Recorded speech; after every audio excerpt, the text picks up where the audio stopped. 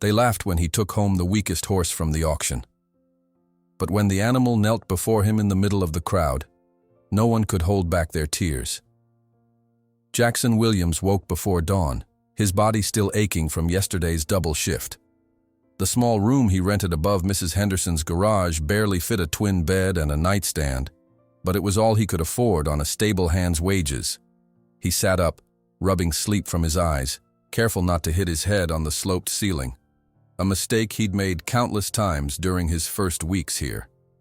Outside, Kentucky darkness still gripped the world, but Jackson could feel morning approaching. He had always been sensitive to these transitions, these liminal moments when the world shifted from one state to another.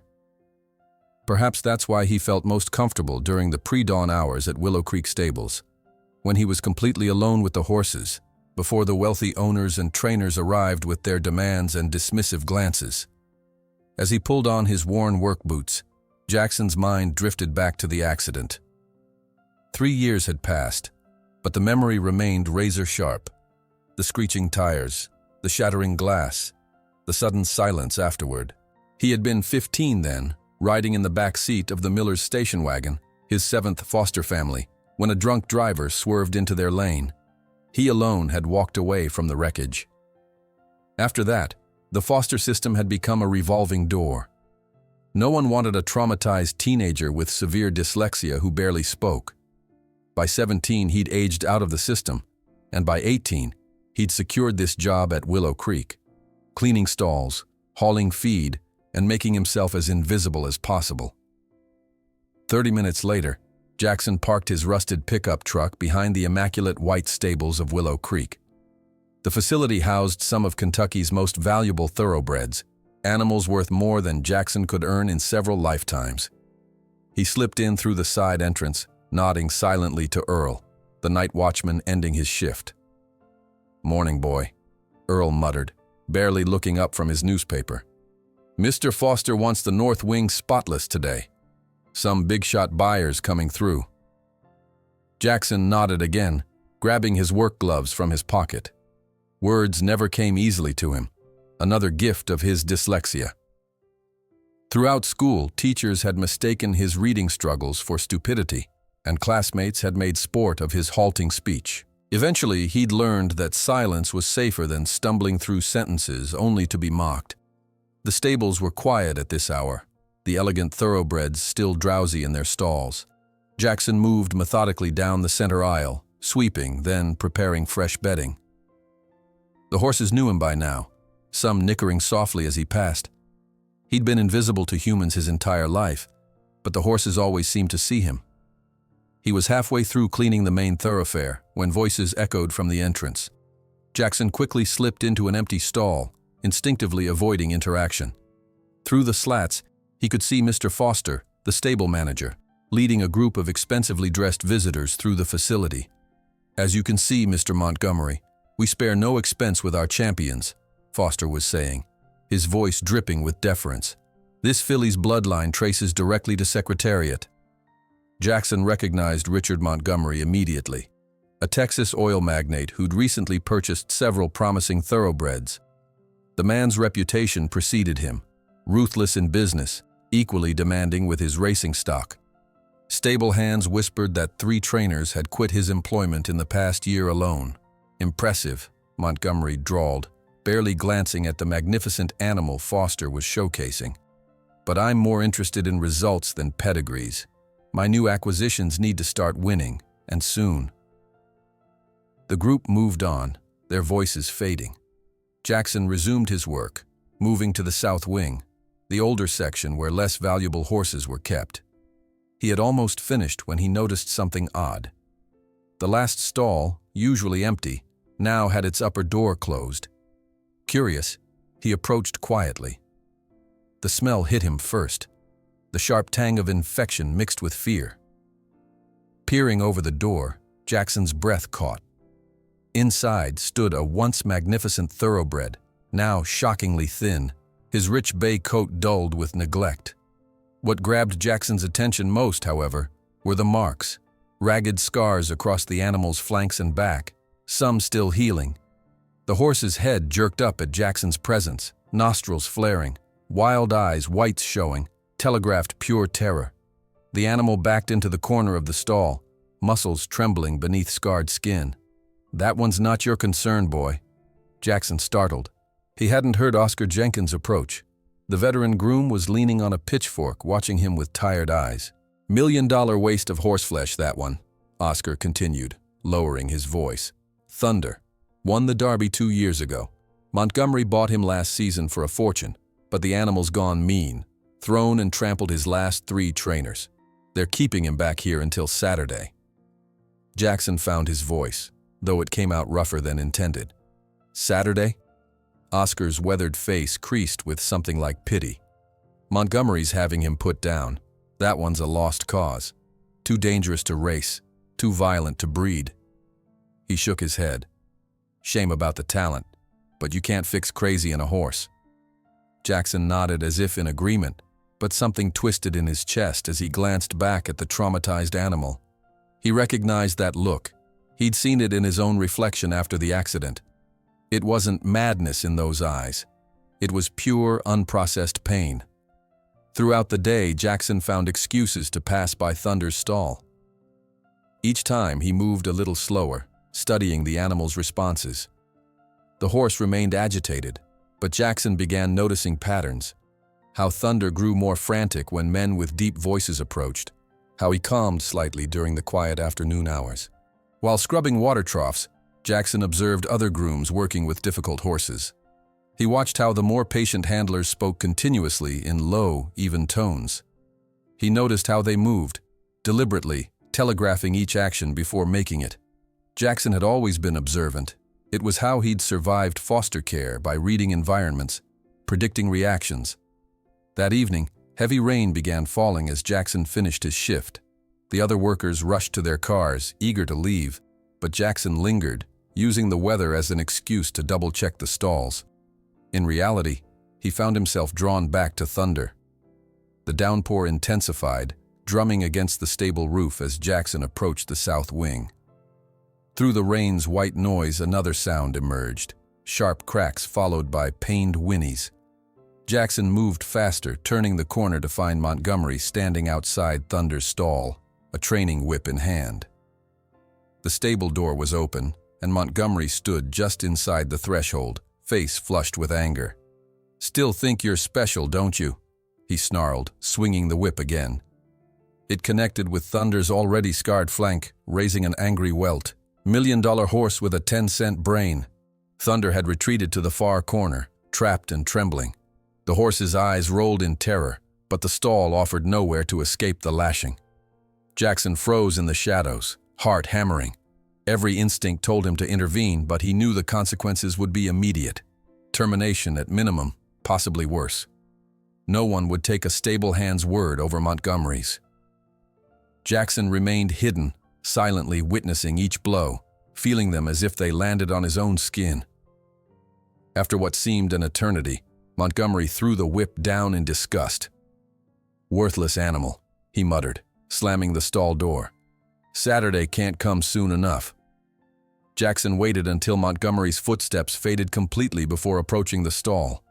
Thunder stood trembling, fresh welts crisscrossing his flanks, eyes still wild with fear. "I'm sorry," Jackson whispered, the words inadequate against such cruelty. Thunder jerked at his voice, but didn't charge. Something in the horse's stance spoke of exhaustion beyond the physical, a spirit nearly broken. The next morning, Jackson arrived earlier than usual. He headed straight to the office bulletin board where notices were posted.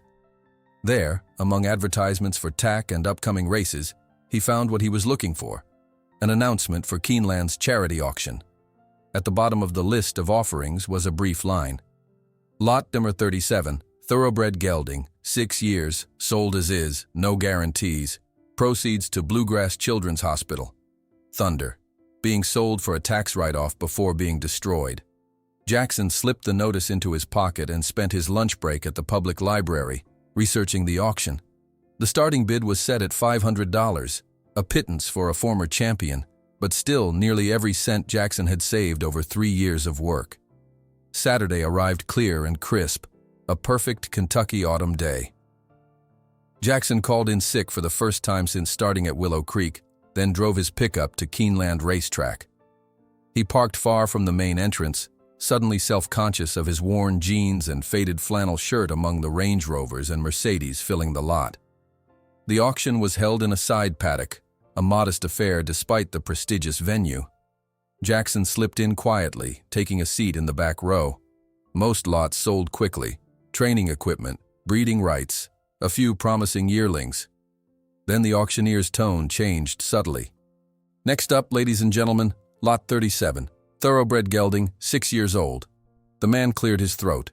"Sold as is, no guarantees or returns. Opening bid at $500. Two handlers led Thunder into the ring. The horse looked even worse in daylight. Ribs prominent, coat dull, eyes darting nervously at the crowd. A fresh cut on his shoulder had scabbed over.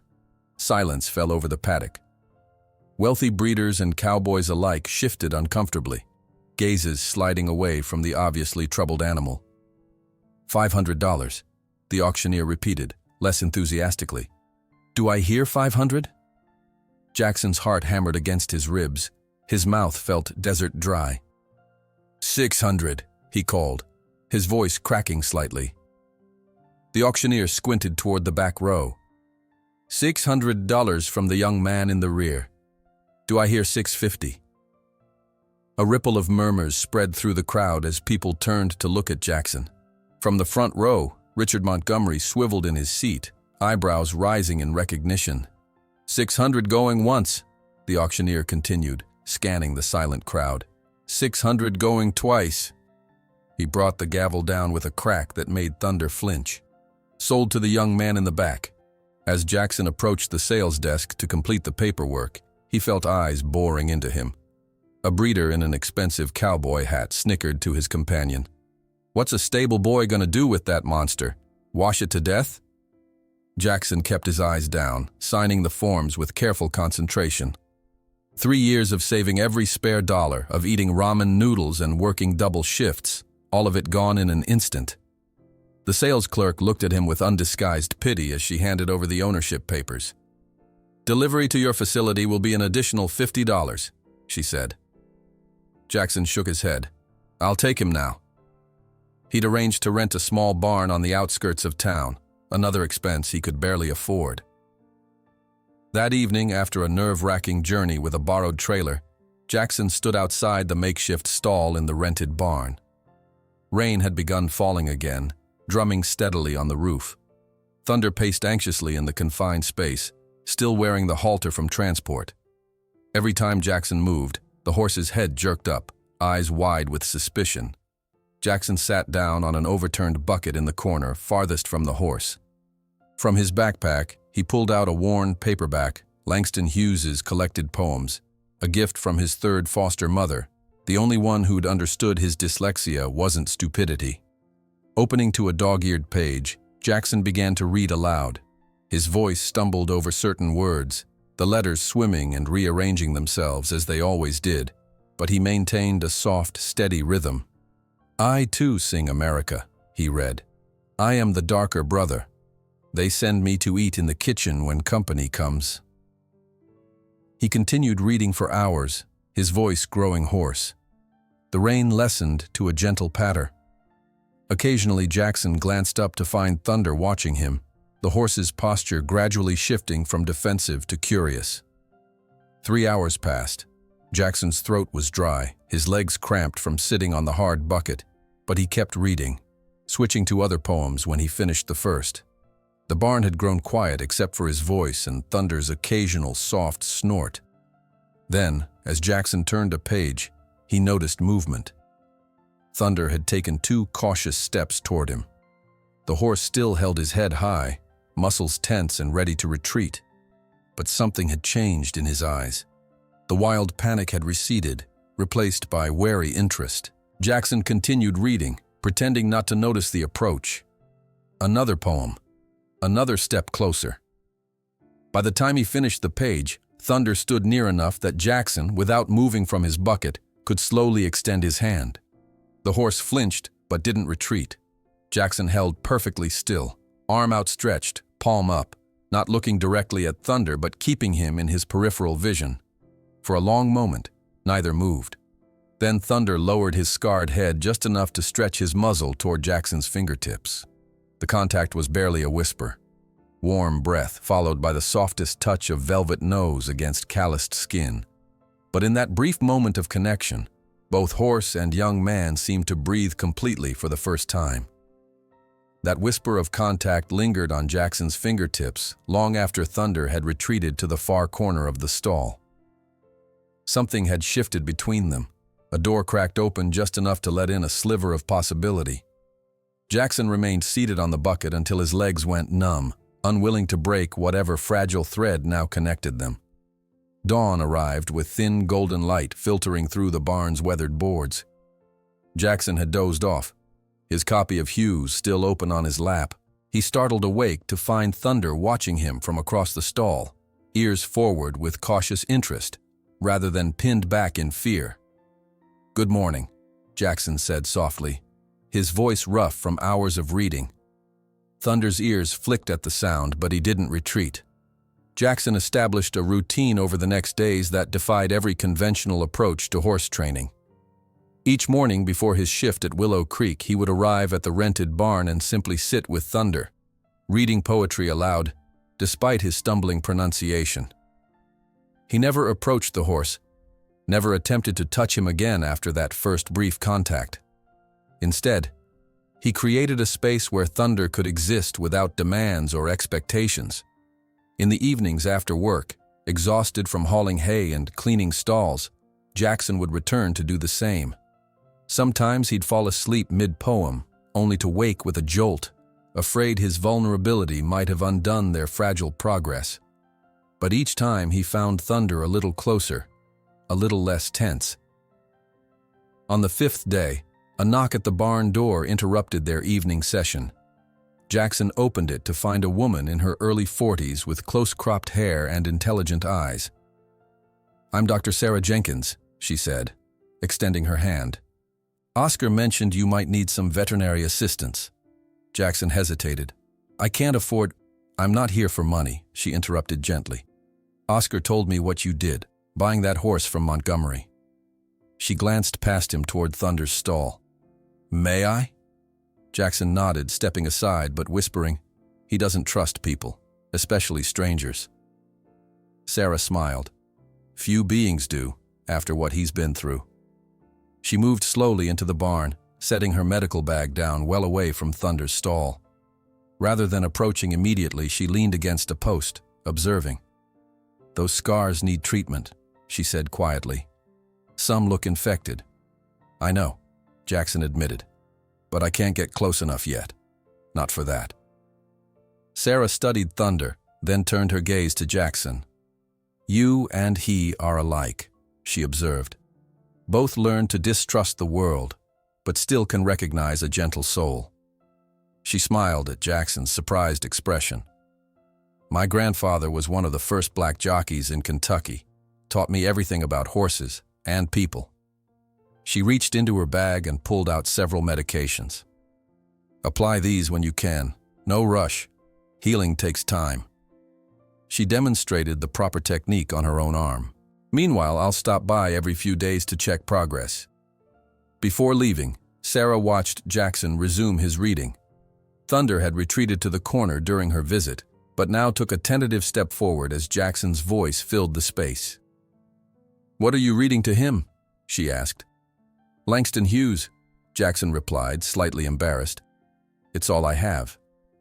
"It's working," Sarah said simply. "He's listening." Word spread quickly that the stable boy had purchased Montgomery's dangerous thoroughbred. Within days, visitors began appearing at the small barn, some curious, others openly skeptical. "That approach won't work, son," insisted a weathered trainer who arrived uninvited one afternoon. "Horse like that needs a firm hand to know who's boss." He offered to demonstrate his methods, which involved restraints and what he euphemistically called correction tools. "No thank you, sir," Jackson replied quietly but firmly.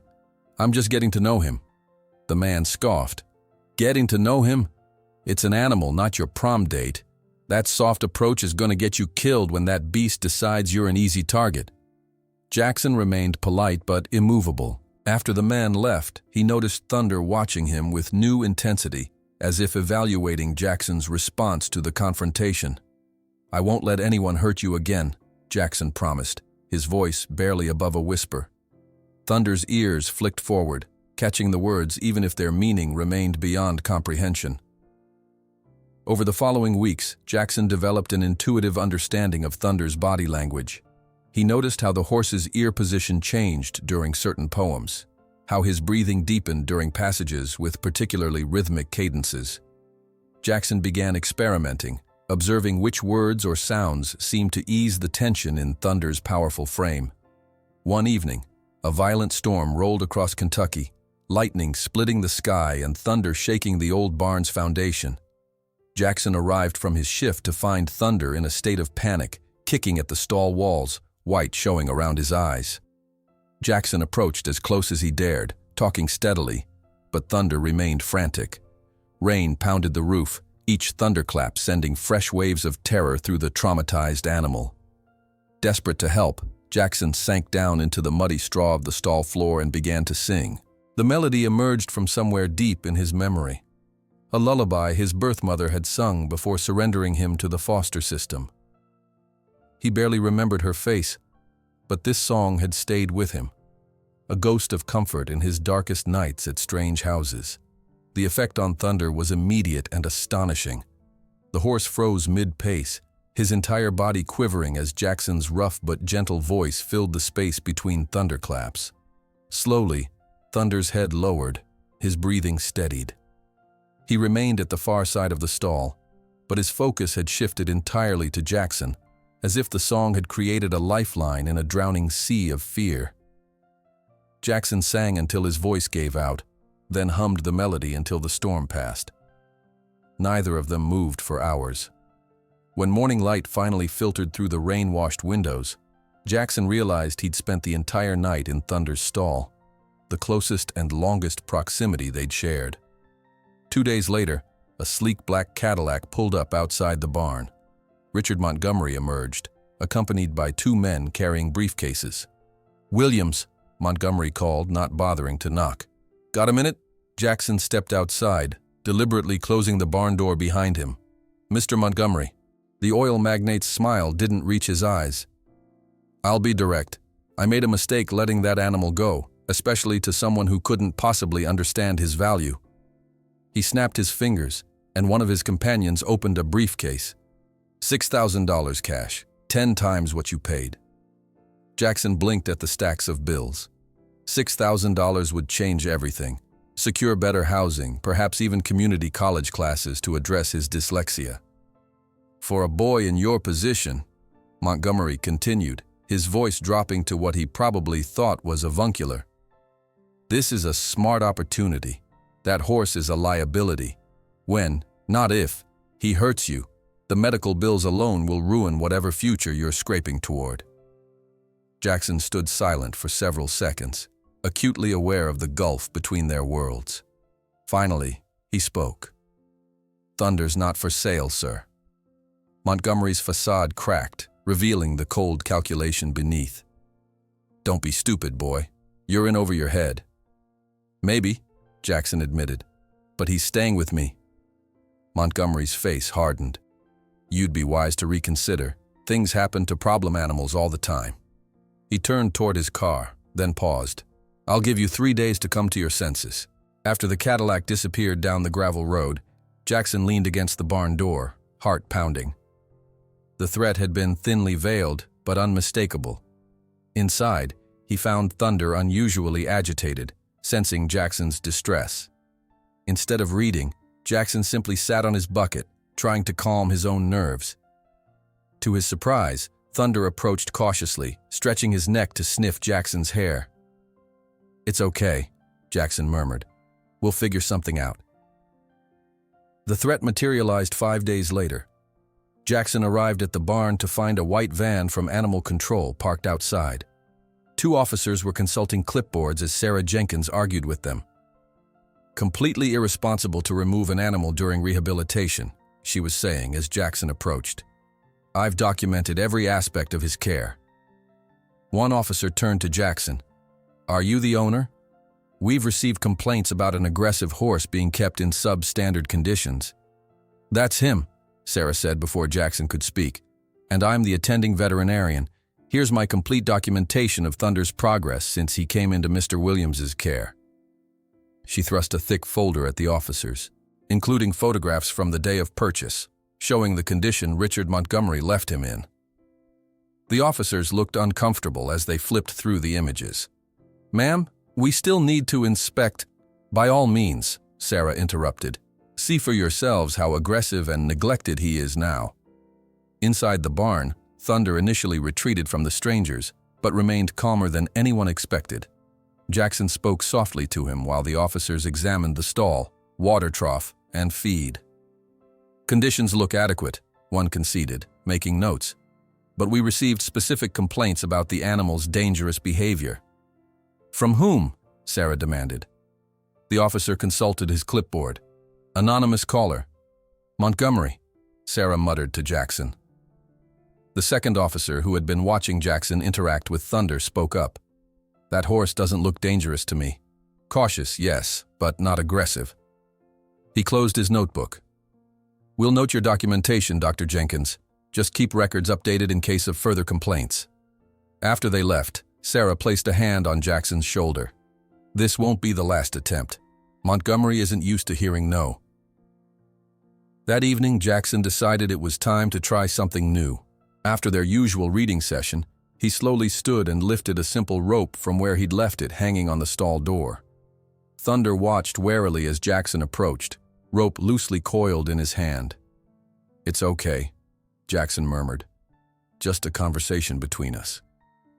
Thunder's muscles tensed as Jackson extended his hand, offering the rope for inspection before attempting anything else. The horse sniffed it cautiously, then remained still as Jackson slowly, gently raised it toward his neck. Jackson held his breath as he looped the rope around Thunder's neck, leaving it loose, more symbolic than functional. Thunder trembled but didn't pull away. Their eyes met, the horses still holding wariness, but something else too. Trust. Fragile, but real. Sarah arrived just as Jackson was removing the rope. She stood silent in the doorway, witnessing the breakthrough with tears in her eyes. "I've never seen anything like it," she whispered later.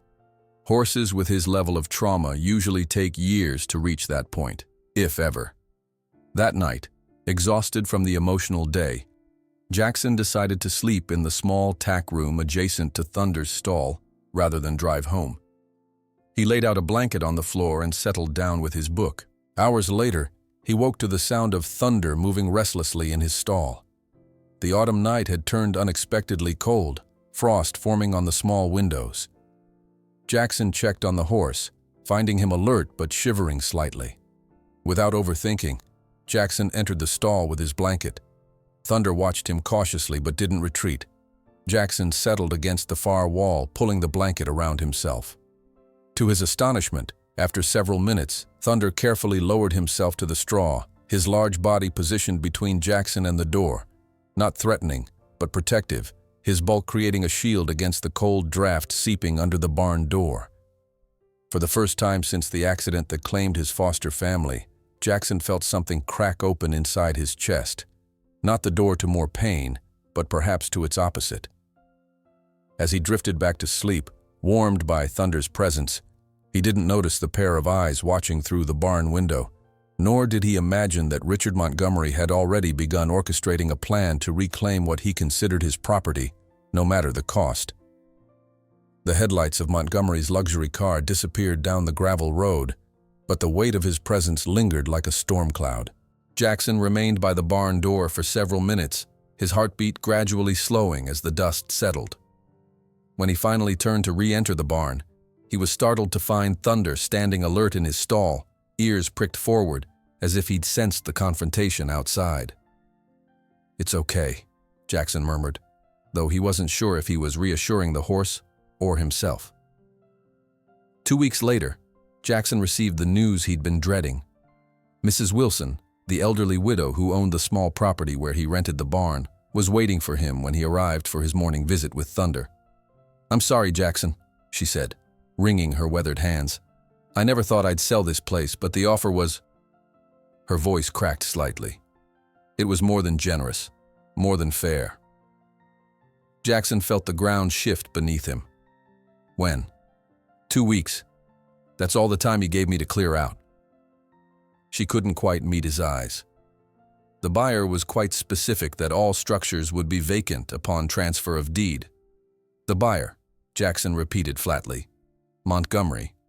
Mrs. Wilson nodded, her expression a mixture of guilt and resignation. "I didn't know you two had history. He just said he was expanding his holdings in the area." Jackson thanked her for the warning and waited until she'd gone before letting his composure crack. 2 weeks to find another place. 2 weeks with barely enough saved for next month's feed, let alone a security deposit on a new facility. He slumped against Thunder's stall door, the weight of reality crushing down. Thunder approached cautiously, extending his muzzle toward Jackson's shoulder. The horse's breath was warm against his neck, a small comfort in the face of looming disaster. Later that afternoon, Sarah Jenkins arrived for her regular checkup. She methodically photographed Thunder's healing wounds, documenting each scar while Jackson held the lead rope. "The tissue is forming properly," she observed, examining a particularly deep mark on Thunder's flank. "No signs of infection now, but these records are important for another reason." She straightened, meeting Jackson's eyes. "Montgomery has friends on every board and commission in the state. We need evidence of everything. Where Thunder started, how he's improving, who's been treating him." "Mrs. Wilson sold the property," Jackson said quietly. "To Montgomery. We have 2 weeks." Sarah's expression hardened. "That man." She shook her head. "This isn't about the horse anymore. It's about control." "It doesn't matter why," Jackson replied. "We still have to find somewhere else." As they finished the examination, Jackson noticed several men gathered by the fence line. They'd been appearing occasionally over the past week, stable hands and exercise riders, mostly black and Latino men who worked at the surrounding farms. They rarely approached directly, just watched from a distance with knowing eyes. Today, one man detached himself from the group and walked toward them. He was older, perhaps in his 70s, with close-cropped gray hair and the lean, weathered look of someone who'd spent a lifetime with horses. "Mr. Washington." Sarah greeted him with evident respect. The older man nodded to her before fixing his gaze on Jackson. "Been watching you work," he said without preamble. "Reminds me of the old ways." Jackson shifted uncomfortably under the scrutiny. "I'm just figuring it out as I go, sir." Washington studied Thunder, noting how the horse stood calmly despite the stranger's presence. "My grandfather was born enslaved on a breeding farm in Virginia. Became a groom after emancipation. He always said patience is the only language all beings understand." He gestured toward Thunder. "Your granddaddy teach you that approach?" "No, sir," Jackson admitted. "Never knew my grandparents. Or my parents, really." Something in Washington's expression softened. "Some knowledge lives in the blood," he said cryptically. Then, more practically, "Heard you're being pushed out." Jackson nodded. 2 weeks' notice. Washington seemed unsurprised. "Montgomery's been buying up half the county. Man thinks everything has a price." He studied Jackson for a long moment before continuing. "I'll ask around. Might be someone has space for you and your friend here." After Washington left, Sarah explained who he was. A legend among the backside workers, one of the few black men who'd managed to become a licensed trainer in the 60s before retiring to groom only the horses worthy of his time, as he put it. The next morning, Jackson found a small, leather-bound book sitting on top of his feed bucket. "Traditional Horsekeeping," read the faded gold lettering. Inside the cover was a simple inscription: "Knowledge belongs to those who seek it. J.W." Jackson spent that evening reading the book by lantern light, Thunder watching curiously from his stall. The text described techniques passed down through generations of horsemen, gentle approaches that respected the animal's intelligence and spirit. One section particularly caught his attention. "The horse remembers everything, every kindness and every cruelty. You cannot erase what came before, You can only write a new story atop the old one, slowly, with infinite patience. The following day, Jackson attempted to apply what he'd learned, bringing a soft rope into Thunder's stall. The horse had accepted being touched now, even welcomed it, but equipment of any kind still triggered visible anxiety. "It's just us talking," Jackson murmured, showing Thunder the rope before making any move to use it. "Just another conversation." Thunder's nostrils flared as Jackson slowly raised the rope toward his neck. At the last moment, the horse jerked backward, eyes wide with remembered fear. Jackson immediately lowered the rope. "That's okay," he said softly. "No rush." Instead of pushing further, he simply placed the rope on the ground between them and resumed reading from his book of poetry. Thunder's breathing gradually steadied, his focus shifting from the rope to Jackson's voice. After an hour, Jackson quietly left the stall, leaving the rope behind. Later that night, he returned to find Thunder had moved the rope with his nose, investigating it in his own time, on his own terms. 3 days passed with similar small steps forward and backward. On the 4th day, Jackson received an unexpected visitor. A man in an expensive suit arrived in a car that cost more than Jackson would earn in a decade. "Mr. Williams?" The man's smile was practiced, professional. "I represent Mr. Richard Montgomery. I have some documents for you to review." The paperwork was intimidatingly thick, full of legal terminology that swam before Jackson's eyes, his dyslexia making the dense text nearly incomprehensible. "In simple terms," the lawyer explained with thinly veiled condescension, "Mr. Montgomery is contesting the validity of your purchase. Thoroughbreds of registered bloodlines require approval from the breed association before transfer of ownership." "The auction was legal," Jackson said, trying to keep his voice steady. "I have the papers." "The auction house failed to obtain the proper authorizations," the lawyer countered smoothly. "A regrettable oversight that invalidates the transaction." After the lawyer left, Jackson drove directly to the public library, where he spent hours researching equine law. His reading difficulties transformed the task into an exhausting ordeal, but determination pushed him forward. By closing time, he had filled a notebook with painfully written notes, most pointing to one conclusion. Montgomery's challenge was legally questionable, but fighting it would require resources Jackson simply didn't have. When Sarah arrived the next day, Jackson showed her the documents. She scanned them quickly, her expression darkening. "This is pure intimidation," she said finally. "He's counting on you not having the means to fight back." "He's right," Jackson admitted. "I can barely afford feed, let alone lawyers." Sarah considered this, then pulled out her phone. "I know someone at the university legal clinic. They sometimes take cases pro bono." That evening, Washington returned with news. "Dorothy Wilson, no relation to your landlady, has 5 acres and an empty stable on the north side of town. Her husband died last year, and she's been looking for a purpose for the place." Jackson's hope was tempered by practical concerns. "I can't afford much rent, especially with legal fees coming." Washington waved this away. "She's not looking for money. She's looking for meaning." The following morning, Jackson attempted again with the rope. This time, Thunder allowed him to raise it slowly and loop it loosely around his neck. The horse trembled, but stood his ground, his eyes locked on Jackson's face. "That's it," Jackson murmured, his voice catching with emotion. "Just trust. That's all." He left the rope in place for only a few seconds before removing it, praising Thunder lavishly. It was a small victory, but in the context of their journey, it felt monumental. Sarah arrived later to document this progress, her camera capturing Thunder's more relaxed posture, the improved muscle tone across his once emaciated frame, the healing scars. "Look at this," she said, showing Jackson comparison photos from the first day. "He's a different horse." As they reviewed the images, a truck pulled up outside. A young man with a press badge approached, notebook in hand. "Jack Stevens, Lexington Herald," he introduced himself. "I'm doing a piece on local equestrians. Someone mentioned you might have an interesting story." Jackson's instinct was to decline, to protect the fragile sanctuary he'd created. But Sarah spoke first. "You should talk to him. Public awareness is protection." Stevens glanced toward Thunder's stall. "Is it true what they're saying? That you're taming a dangerous horse by reading poetry?"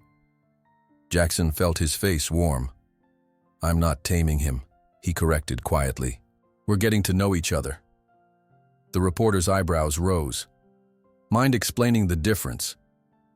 "Taming breaks something," Jackson said after a moment's thought. "I don't want to break him. He's been broken enough." As Stevens jotted notes, Jackson continued, finding words for what had been largely intuitive. "Thunder doesn't need dominating. He needs understanding, time, patience." He hesitated. "Poetry gives us both something to focus on besides fear." The conversation continued for nearly an hour, Stevens growing increasingly engaged. Before leaving, he asked to photograph Jackson with Thunder. "Just reading like you normally would," he suggested. Jackson hesitated, then agreed. He entered Thunder's stall with his battered copy of Hughes and sat in his usual spot. Thunder, who had been watching warily from the corner, surprised everyone by approaching Jackson and lowering his head near the young man's shoulder, a posture of trust that would have been unthinkable weeks earlier. That evening, Washington returned with 2 other men, former jockeys who now worked as exercise riders at nearby farms. They helped Jackson practice loading Thunder into a trailer, preparing for the eventual move to Dorothy Wilson's property. The first attempts were disastrous. Thunder panicked at the sight of the confined space, memories of previous traumatic transports clearly flooding back. Instead of forcing the issue, Jackson reverted to their established pattern. He simply sat near the trailer, reading aloud, allowing Thunder to investigate at his own pace. By the 3rd day, Thunder would place his front hooves on the ramp before retreating.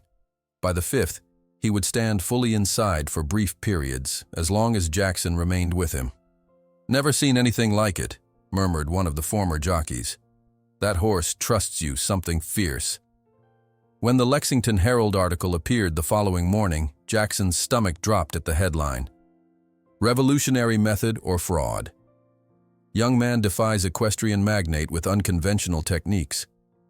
Below was a photograph of Jackson reading to Thunder, alongside an announcement of the upcoming Bluegrass Equestrian Festival, where Montgomery would be honored as Breeder of the Year. Jackson stood by the gate of the small paddock, watching as the morning sunlight transformed the newspaper in his hands into a weapon he hadn't seen coming. The headline taunted him, "Revolutionary method or fraud?" His throat tightened as he scanned the article, which framed his work with Thunder as a direct challenge to Montgomery's authority in the equestrian world. The reporter had been fair in his quotes, but the juxtaposition with the announcement of Montgomery's upcoming honor created an unmistakable narrative of confrontation. "They always need a fight," Sarah said, appearing beside him with 2 steaming mugs of coffee. "Peace doesn't sell papers." Jackson accepted the coffee gratefully. "This makes it worse, doesn't it?" "Probably," she admitted, "but it also makes you visible. Montgomery can crush an anonymous stable hand. It's harder to crush someone people are watching." As if on cue, a car Jackson didn't recognize pulled into the gravel drive. A middle-aged couple emerged, smiling tentatively. "Are you the young man from the paper?" the woman called. "We read about your work with the troubled horse." By afternoon, 3 more groups had arrived. Curious horse lovers, a family with a child who begged to see the poetry horse, and 2 skeptical-looking trainers who observed from a distance with arms crossed. Jackson found himself in the unaccustomed position of spokesman, awkwardly explaining his approach to each visitor. Some listened with genuine interest, while others barely concealed their disbelief. "Mind if we see this miracle method in action?" asked one of the trainers, a heavy-set man with calloused hands and dubious eyes. Thunder, already on edge from the unusual number of visitors, grew visibly agitated as the group approached his paddock. His ears pinned back, and he pawed nervously at the ground. "He's not ready for demonstrations," Jackson explained, positioning himself protectively between the visitors and the fence. "Too many strangers stress him." "Convenient," the trainer snorted. When you're done playing therapist, that animal will need real training." The man deliberately slapped the fence post hard, causing Thunder to rear in panic. The horse bolted to the far end of the paddock, trembling visibly. "See?" the trainer said to his companion. "Dangerous and unstable. Poetry won't fix that." Jackson felt his chest tighten with anger, but before he could respond, an authoritative voice cut through the tension.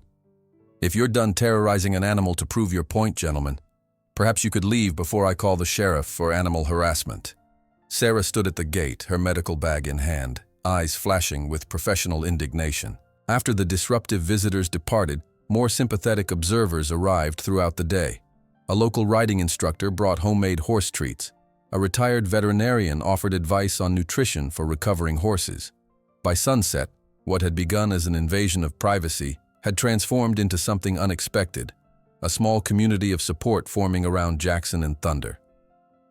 The most surprising visitor came 3 days later. A rusty pickup truck pulled into the drive, and an elderly woman with silver hair and determined eyes emerged with the help of a carved wooden cane. "I'm Dorothy Wilson," she announced without preamble. "Joseph Washington tells me you need a place for your horse." Jackson wiped his hands nervously on his jeans. "Yes, ma'am, but I should warn you that he's troubled, that Richard Montgomery wants him back." She waved dismissively. "Joseph told me everything. I've known Richard since he was a spoiled boy with his first pony. Men like that think money answers every question." She insisted on meeting Thunder, approaching the fence with a slow, steady gait. The horse watched her warily but didn't retreat. "My Harold kept quarter horses for 40 years, she explained, studying Thunder with knowing eyes. "Been too quiet since he passed. 5 acres sitting empty doesn't make sense when good horses need homes." Before leaving, she pressed a key into Jackson's palm.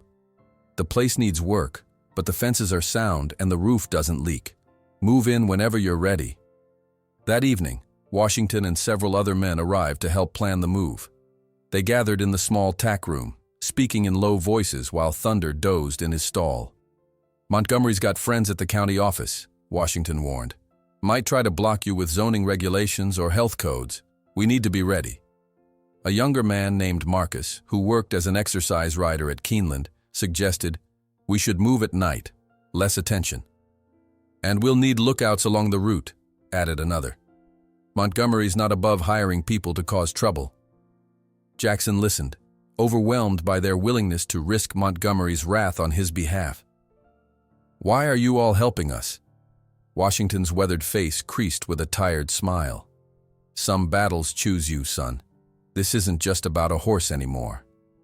The next morning, Jackson woke to the sound of tires on gravel. A white county vehicle parked outside, and a man in a uniform approached with a clipboard. "Animal control," he announced flatly. "We've received complaints about a dangerous animal being kept in unsafe conditions." Jackson's heart sank. "Again?"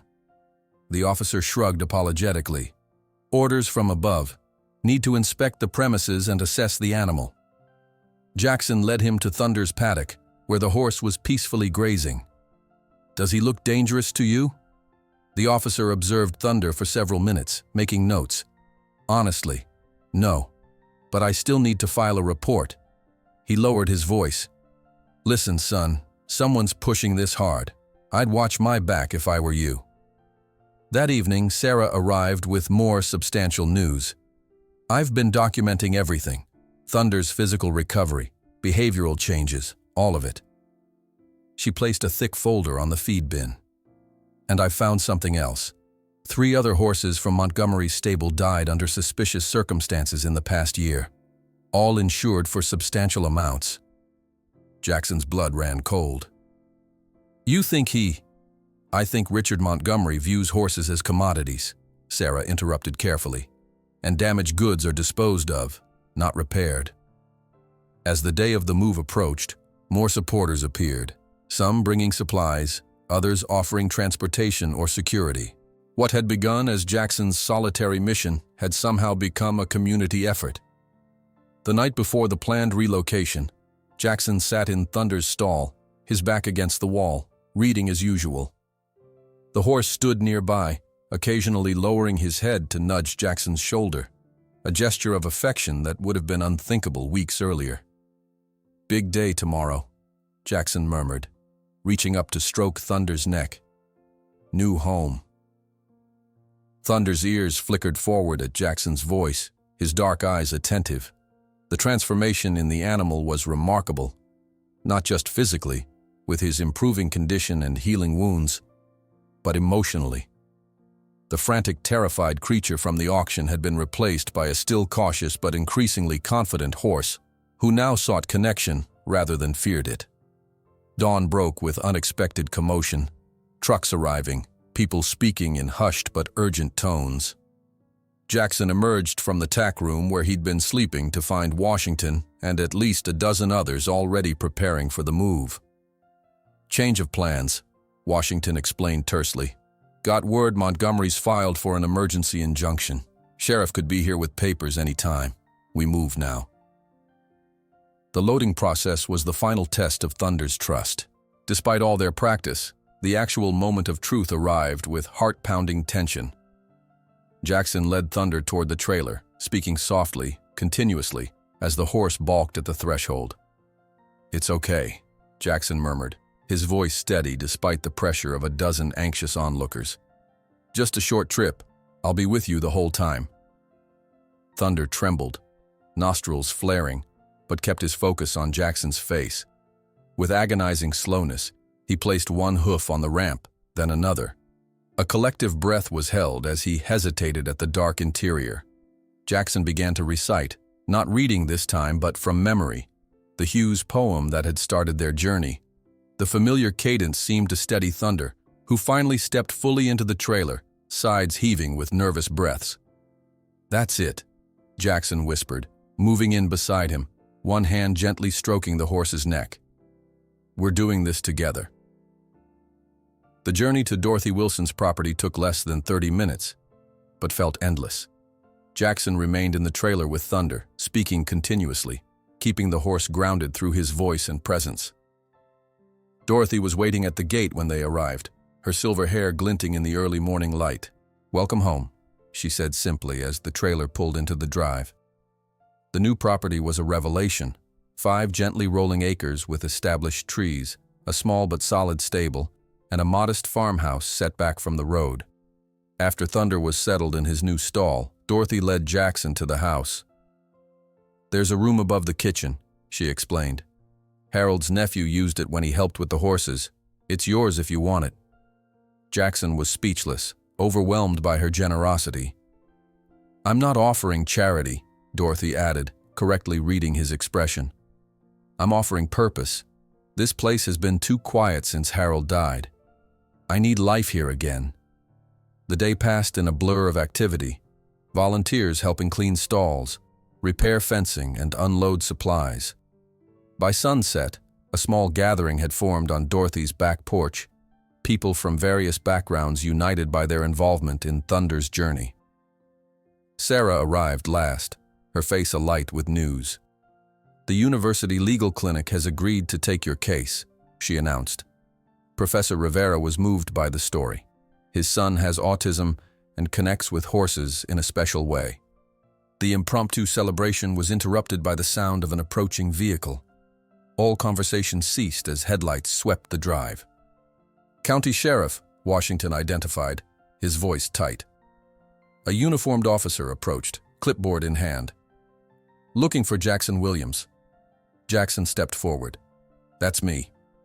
The officer handed him an envelope. "Court papers. You're required to appear for a hearing regarding ownership of the thoroughbred registered as Rolling Thunder." After the sheriff departed, Professor Rivera, who had arrived with Sarah, examined the documents. "Montgomery's claiming the auction was procedurally invalid," he explained.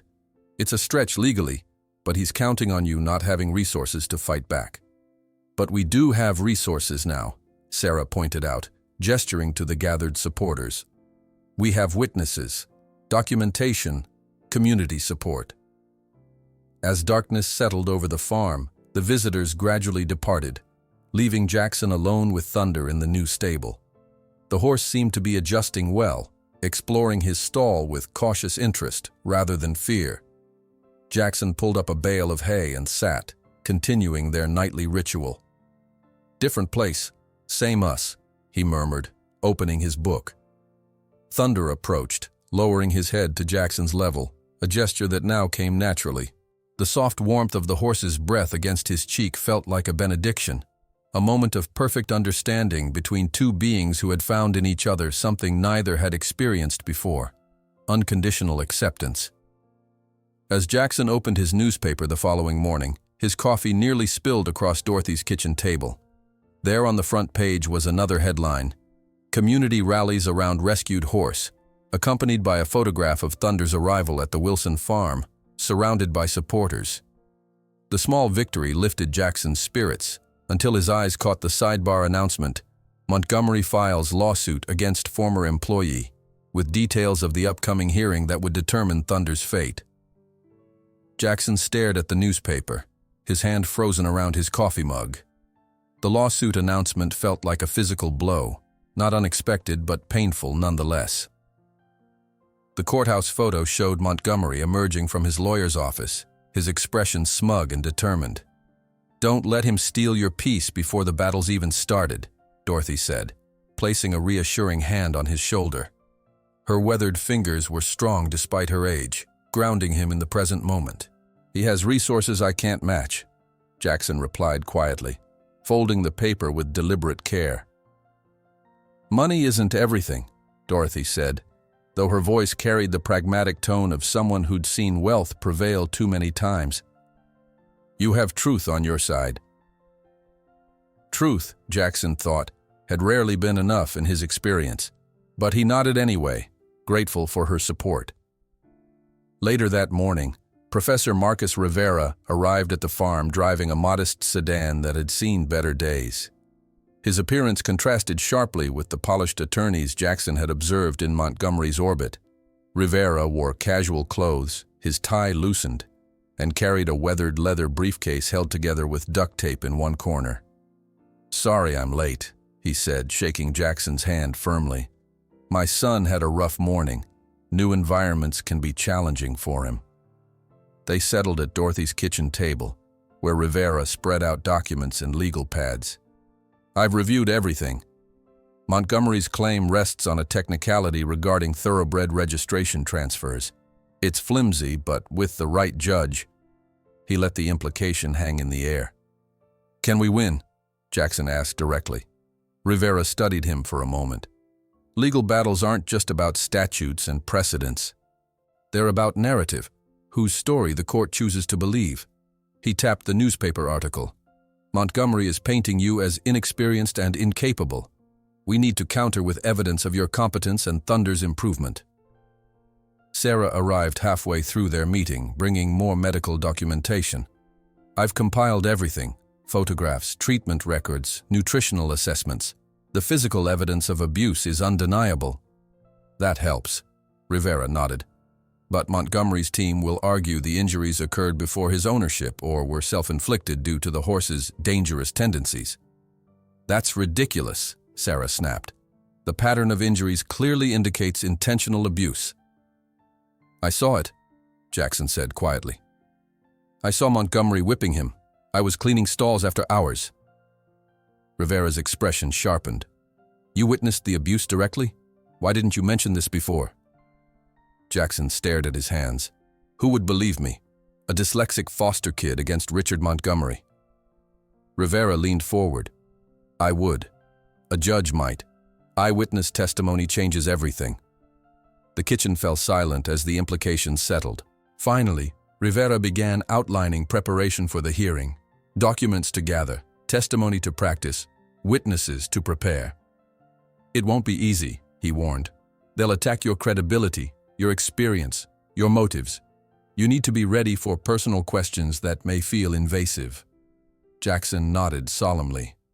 "I'll do whatever it takes." After Rivera left, Jackson headed to the stable. Thunder nickered softly at his approach, a sound that still surprised Jackson each time he heard it. 2 months ago, the horse had been mute with terror. Now he actively greeted his caretaker.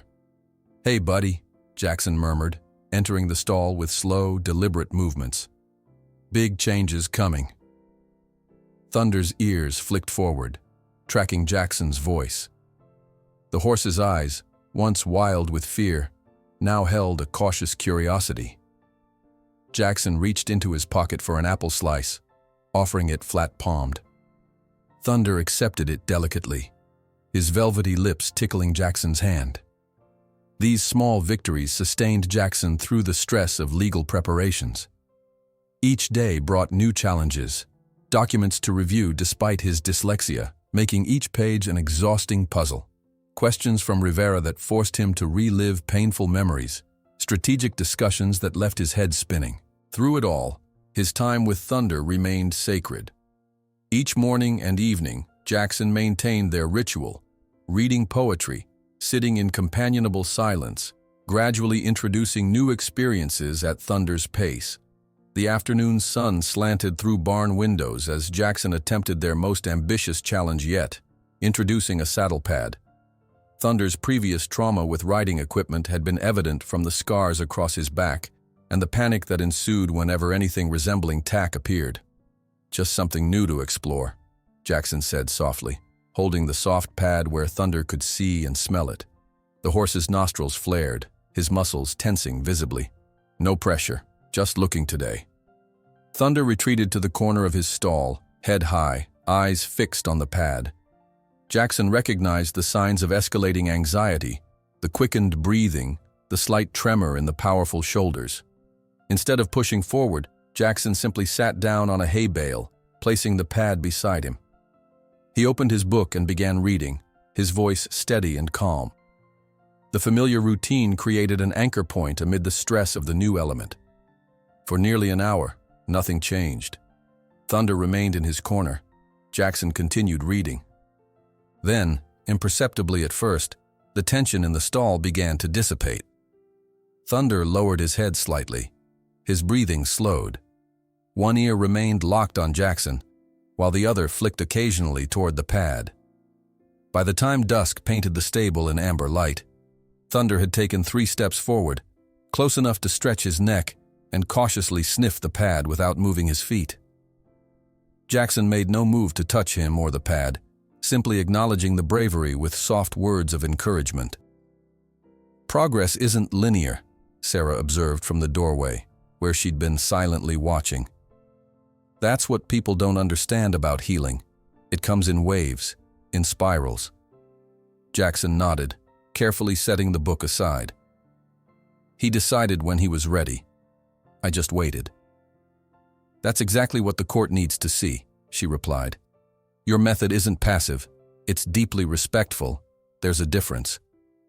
The following day, Rivera arrived with his 10-year-old son Miguel. The boy moved differently than most children his age, his gestures precise, his gaze rarely meeting others directly. Rivera had explained that Miguel rarely spoke in public and struggled with sensory overload in new environments.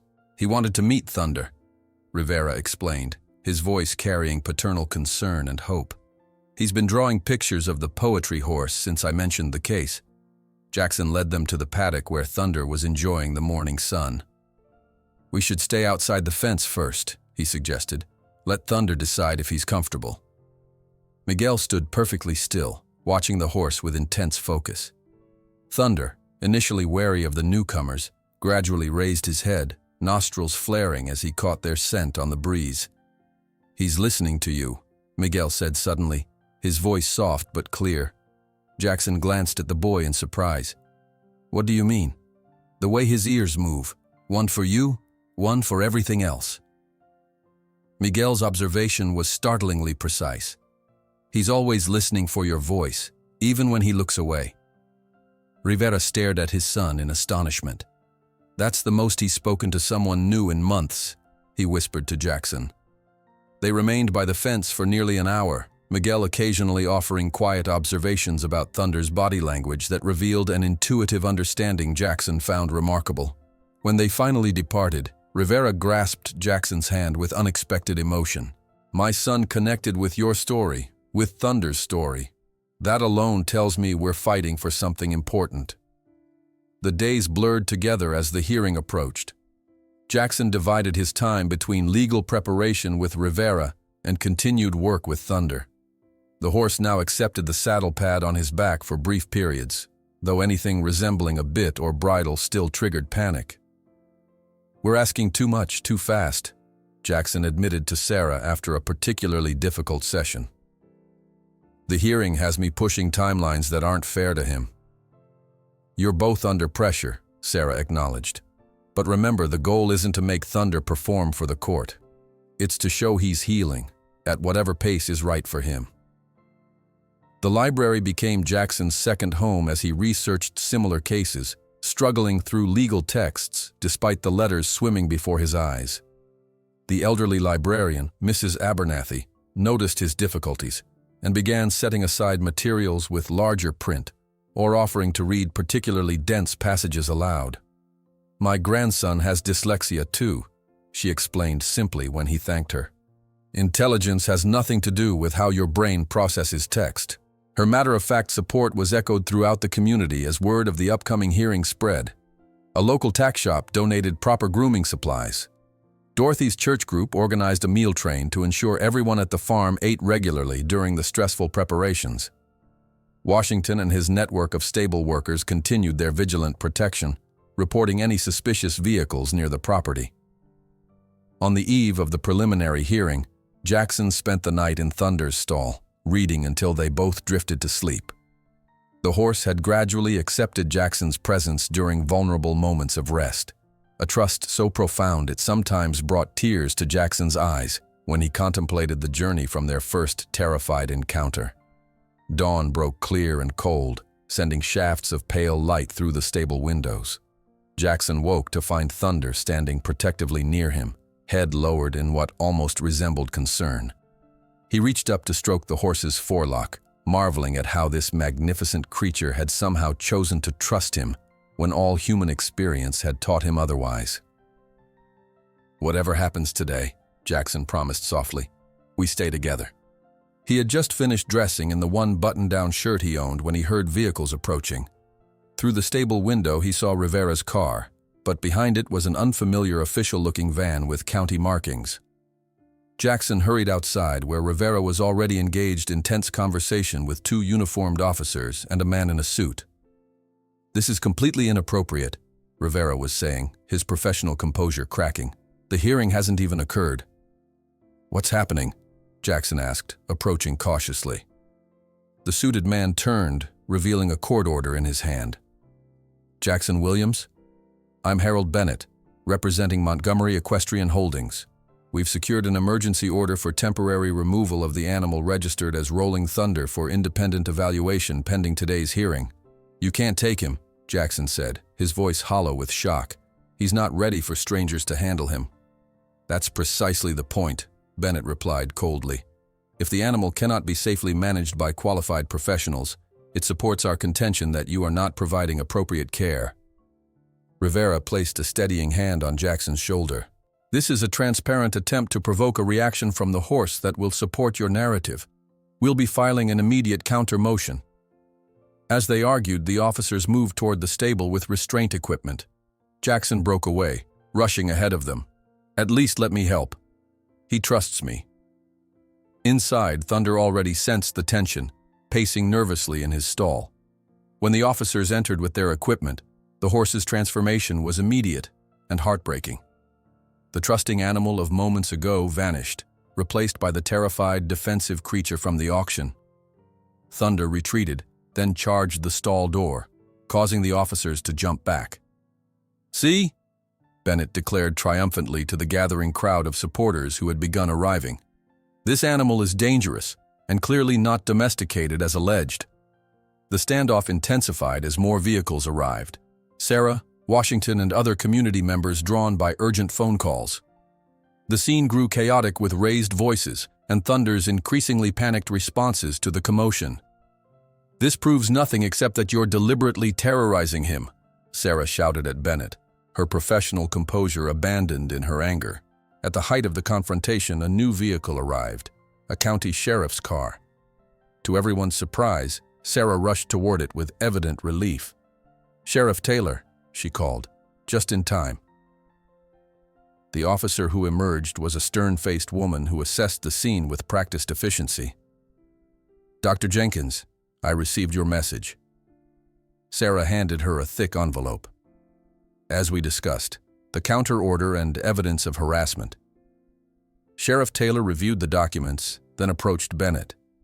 "This removal order is superseded by Judge Carlton's stay, issued 20 minutes ago." She handed him another document. "Dr. Jenkins anticipated your tactics." Bennett's face flushed with anger. "This is highly irregular. No more irregular than attempting to seize an animal hours before a scheduled hearing," the sheriff interrupted. "My deputies will be leaving now. I suggest you do the same." As the tension gradually dissipated with the departure of Bennett and the officers, Jackson returned to Thunder's stall. The horse remained agitated, the morning's trauma evident in his trembling muscles and wary stance. "I'm sorry," Jackson whispered, keeping his distance, respecting the reset boundaries Thunder's fear had erected. "I promised to protect you, and I failed." Sarah joined him at the stall door. "You didn't fail. We prevented the removal, but this was just the first attempt." She hesitated, then added, "Montgomery knows the hearing might not go his way. He's getting desperate." Jackson nodded slowly, his eyes never leaving Thunder. "What happens now?" "We go to court," Rivera said, joining them. "And we tell your story, both of your stories." As Jackson prepared to leave for the courthouse, still shaken by the morning's events, a county messenger arrived with an envelope. Rivera opened it, his expression darkening as he read. "What is it?" Jackson asked, dread pooling in his stomach. "Montgomery's final attempt to control the narrative," Rivera replied grimly. "He secured an order for public demonstration of Thunder's training and your handling abilities, to be conducted at the festival grounds within 1 week of today's hearing." Jackson stared at him in disbelief. "Thunder isn't ready for crowds, for strange environments. This could undo everything." "That's exactly what Montgomery is counting on," Rivera confirmed, placing a supportive hand on Jackson's shoulder. "The question is, are you willing to risk it?"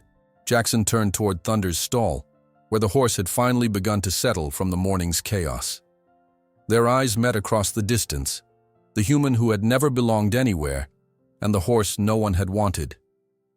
In that silent exchange lay the answer. On the morning of the preliminary hearing, as Jackson carefully knotted his tie in Dorothy's bathroom mirror, a noise outside caught his attention. Through the window, he spotted an unfamiliar envelope on the porch, apparently delivered without anyone noticing. Inside were photographs that made his blood run cold.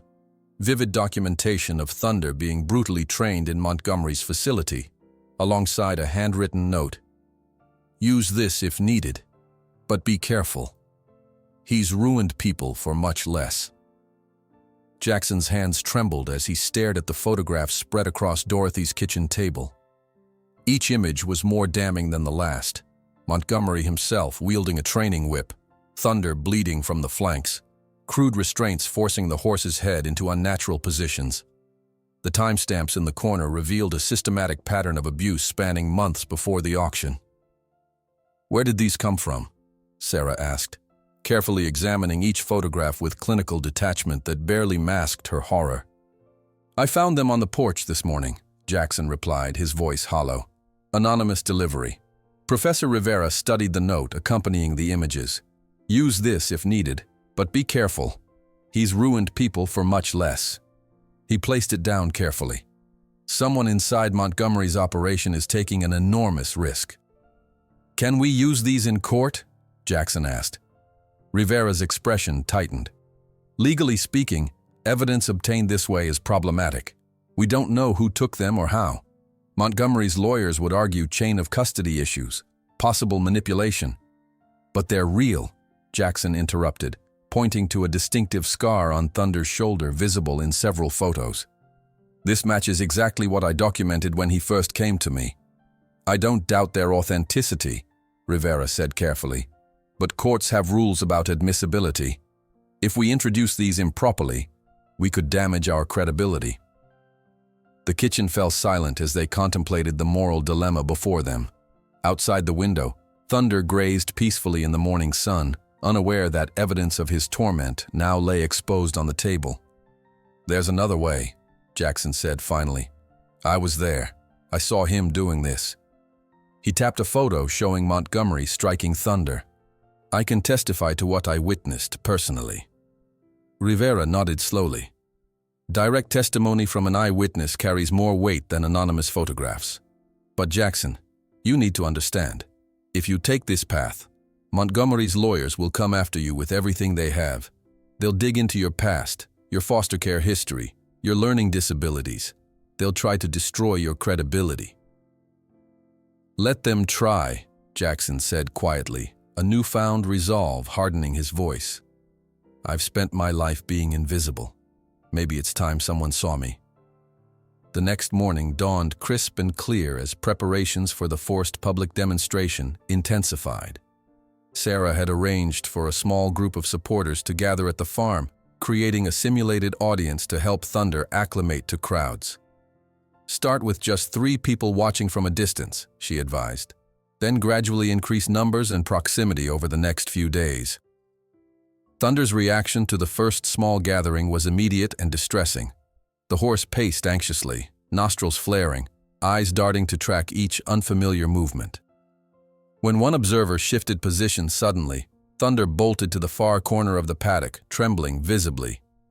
"He's not ready," Jackson said, his heart sinking. "A festival crowd will terrify him." "Then we adapt," Sarah replied firmly. "We're not trying to meet Montgomery's expectations. We're showing Thunder's journey on his terms." They developed a careful desensitization plan. Dorothy's church friends took turns sitting quietly near the paddock, reading or knitting, allowing Thunder to observe humans engaged in non-threatening activities. Washington brought 2 experienced grooms who demonstrated calm, deliberate movements around nervous horses. Progress came in microscopic increments. By the 3rd day, Thunder would continue grazing while strangers sat 20 yards away. By the 5th, he would accept Jackson's touch even with 4 observers at the fence line. "He's building reference points," Sarah explained. "Each positive experience creates a foundation for the next challenge." The evenings became strategy sessions, with Rivera preparing Jackson for every possible scenario at the upcoming demonstration. "Montgomery will try to stack the deck," Rivera warned. "Expect loud noises, sudden movements, anything that might trigger Thunder's defensive responses." During one particularly difficult practice session, Thunder refused to cooperate entirely, retreating to the far end of the paddock and standing with his back to Jackson. After multiple failed attempts to engage him, Jackson simply sat down in the grass, physically and emotionally exhausted. "I'm asking too much," he admitted to Sarah, who watched from the fence, "pushing too fast because of this deadline." To his surprise, Thunder gradually turned and approached on his own, stopping directly in front of Jackson. The horse lowered his massive head until his muzzle rested gently on Jackson's shoulder, a gesture of reconciliation so profound that several observers wiped away tears. "He's telling you something important," Washington remarked later. "That trust isn't about performance. It's about returning to connection after disruption." That evening, as Jackson completed Thunder's evening feeding, a sleek black sedan pulled into Dorothy's driveway. Richard Montgomery himself emerged alone this time, his expensive suit incongruous against the rustic backdrop of the small farm. "A word in private, Mr. Williams," Montgomery called, remaining beside his vehicle. Jackson approached cautiously, acutely aware of the power imbalance between them. Montgomery in his tailored clothes and handmade shoes, Jackson in worn jeans with straw clinging to his shirt. "You've caused quite a stir," Montgomery began, his tone almost conversational. "I underestimated your determination." "What do you want?" Jackson asked directly. Montgomery's practiced smile didn't reach his eyes. "To offer you an opportunity. I have connections with several excellent universities, Vanderbilt, Duke, even Cornell. One phone call from me could secure you a full scholarship, housing stipend, complete support for your learning challenges." Jackson remained silent, waiting for the other shoe to drop. "In exchange, you simply transfer ownership of the horse back to me.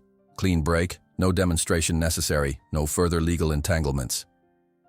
The offer landed like a physical blow. Education had always seemed an impossible dream for Jackson, the doorway to a future beyond cleaning stalls and living paycheck to paycheck. "Why does this matter so much to you?" Jackson asked. "You have dozens of horses worth more than Thunder." Montgomery's expression hardened almost imperceptibly. "Principle, Mr. Williams. I've built my reputation on having the finest racing stock in the state. I cannot have a discarded animal becoming some sort of mascot for amateur training methods." Jackson considered the offer, feeling its weight and temptation. "And Thunder? What happens to him?" "That would no longer be your concern," Montgomery replied smoothly. "He'd be destroyed within a week," Jackson stated, not a question but a certainty. Montgomery shrugged slightly. "Business decisions aren't personal, unlike, say, the circumstances surrounding your foster parents' accident." Jackson felt the blood drain from his face. "What?" "Tragic situation," Montgomery continued casually. "Sole survivor, weren't you? My investigators found some interesting details about that night, the argument beforehand, your foster father's drinking problem, the questions about why you weren't injured as severely as the others. The implication hung in the air between them, monstrous and calculated." Jackson's hands curled into fists at his sides, trembling with a rage he'd never allowed himself to feel, not in all the years of being pushed aside, overlooked, underestimated. "Get off this property," he said, his voice deadly quiet.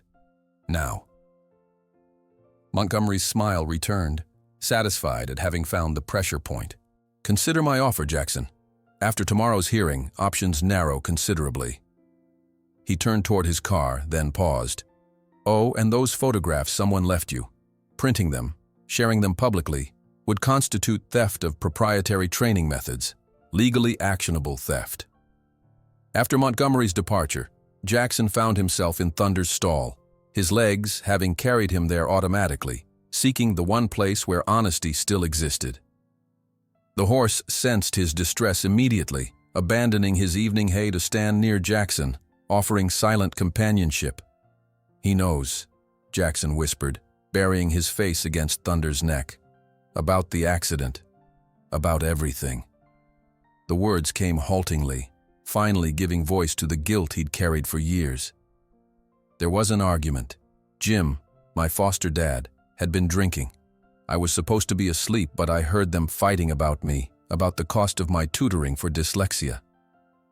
Thunder remained perfectly still, his steady heartbeat a counterpoint to Jackson's ragged breathing. "They were distracted when the other car hit us.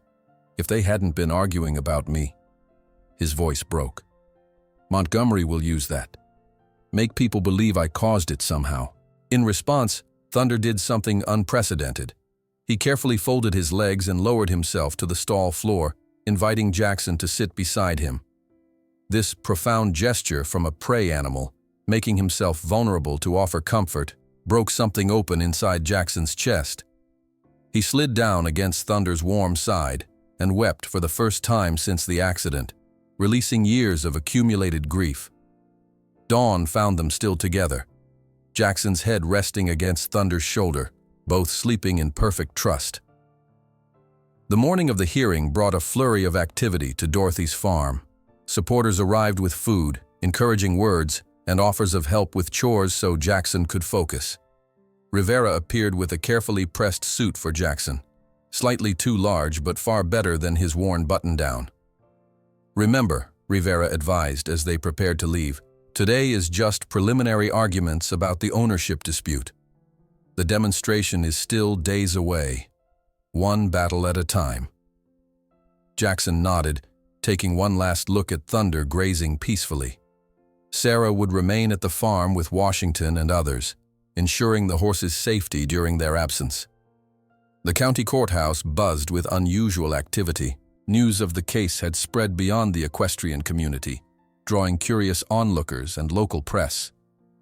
Jackson felt eyes following him as Rivera guided him through security and into the assigned courtroom. Montgomery already sat at the plaintiff's table, flanked by 3 attorneys in expensive suits. He acknowledged Jackson with the barest nod, his expression revealing nothing. Judge Carlton entered, a stern-faced woman in her 60s whose reputation for no-nonsense efficiency had Rivera looking cautiously optimistic. "She doesn't suffer fools or waste time," he whispered to Jackson. "That works in our favor." The preliminary arguments proceeded with technical legal language that made Jackson's dyslexia flare, words swimming before his eyes as he tried to follow the complex arguments about thoroughbred registration requirements and auction protocols. Montgomery's lead attorney spoke with practiced precision, painting Jackson as an unqualified opportunist who'd exploited a procedural error to obtain a valuable bloodline animal. When Rivera rose to counter, his approach surprised Jackson. Rather than diving into technical rebuttals, he began with the simple truth.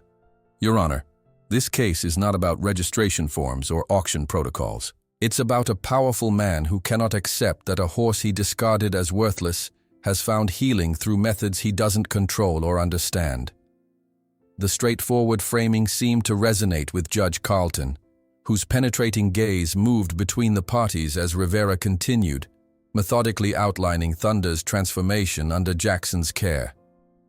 "We have extensive documentation of the animal's condition upon purchase, malnourished, injured, displaying severe trauma responses consistent with abuse.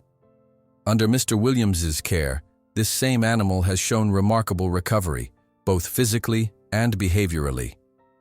Montgomery's attorney objected repeatedly, but Rivera had carefully constructed his arguments to remain within procedural boundaries while telling Thunder's story in compelling human terms. As the hearing progressed, Jackson became aware of a growing restlessness in the courtroom. Whispers intensified near the entrance, and Judge Carlton frowned at the disruption. "If spectators cannot maintain silence, they will be removed," she warned. The bailiff approached the bench, speaking quietly to the judge, whose expression shifted from irritation to concern. She abruptly called a 15-minute recess, summoning both legal teams to her chambers. Jackson remained seated, confused by the sudden interruption, until Rivera returned, looking grave. "There's a situation at the farm," he said quietly. "Dorothy just called the court. Montgomery's people are there with animal transport vehicles, claiming they have authorization to take Thunder for pre-demonstration evaluation."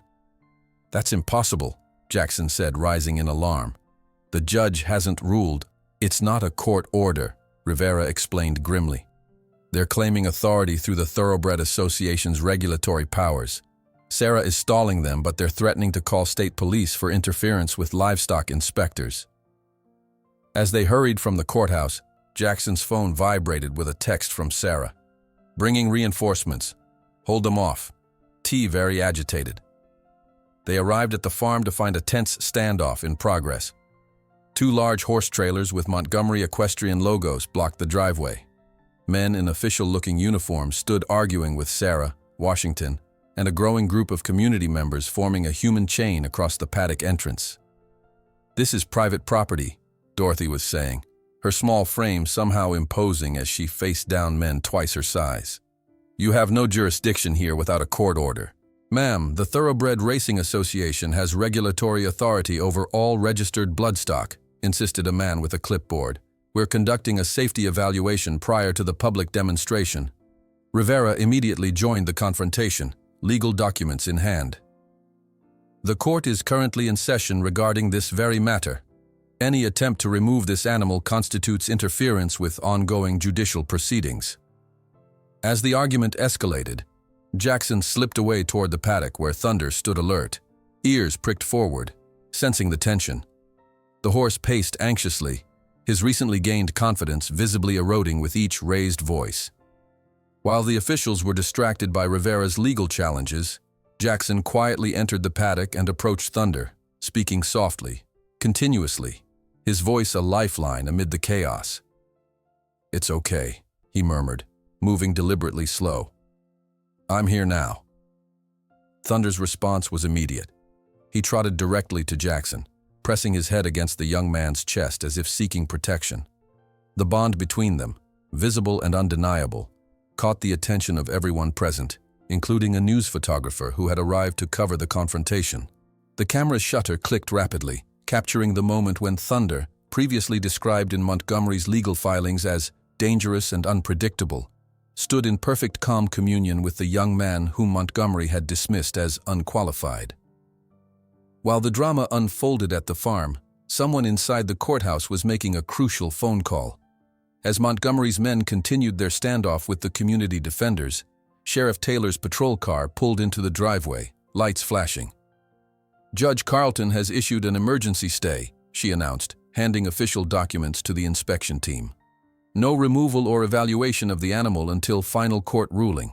Those are direct orders." The confrontation gradually disbanded, Montgomery's team retreating with barely concealed frustration. As the trailers pulled away, Rivera approached Jackson, who still stood with Thunder in the paddock. "This was their backup plan," he explained grimly. "If they couldn't win legally, they'd create a situation where Thunder would react badly to forced handling, proving he remains dangerous under your care." Jackson nodded, one hand still resting on Thunder's neck. They almost succeeded. That evening, as supporters celebrated the small victory, Jackson returned to the quiet sanctuary of Thunder's stall. The emotional roller coaster of the day had left him drained, uncertain of what new tactics Montgomery might employ next. His phone buzzed with a news alert. Opening it, he found himself looking at the photograph taken earlier, himself and Thunder in perfect harmony amid chaos, the headline reading, "A picture worth 1,000 words, the bond between man and horse." While studying the image, Jackson barely registered the sound of tires on gravel until Dorothy called his name. Outside stood a truck he didn't recognize. The driver approached cautiously, holding a large envelope. "Special delivery for Jackson Williams," the man said. "Signature required." Inside the envelope, Jackson found documents bearing the court seal and a note from Rivera. "Montgomery's filed for immediate public demonstration. Judge granted the motion. 3 days from now, you and Thunder will perform before the Bluegrass Festival crowd, with Montgomery's 8 professional trainers providing context for the demonstration." Jackson stared at the court documents in his hands, the weight of the official seal seeming to grow heavier with each passing second. 3 days. Just 3 days to prepare Thunder for an experience that could potentially undo months of patient, careful rehabilitation. His stomach tightened into a knot of anxiety. "We need to call Rivera," Dorothy said, placing a steadying hand on his shoulder. "This timeline is unreasonable." Jackson nodded, but a deeper part of him had already accepted that legal maneuvers wouldn't save them now. Montgomery had orchestrated this perfectly. A public spectacle where Thunder's trauma responses could be triggered and showcased as evidence of Jackson's failure. That night, Jackson sat cross-legged in Thunder's stall, the horse watching him with ears pricked forward in curious attention.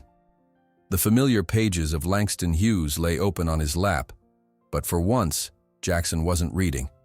Instead, he was wrestling with an ethical dilemma that had kept him awake since receiving the anonymous photographs. "I need to tell you something," he said to Rivera the next morning. They sat at Dorothy's kitchen table, steam rising from mugs of coffee that neither man was drinking. "There's something I've kept to myself that might change everything." Rivera leaned forward, his expression carefully neutral. "I'm listening." "Before I bought Thunder, when I was still working at Willow Creek," Jackson's voice caught, then steadied.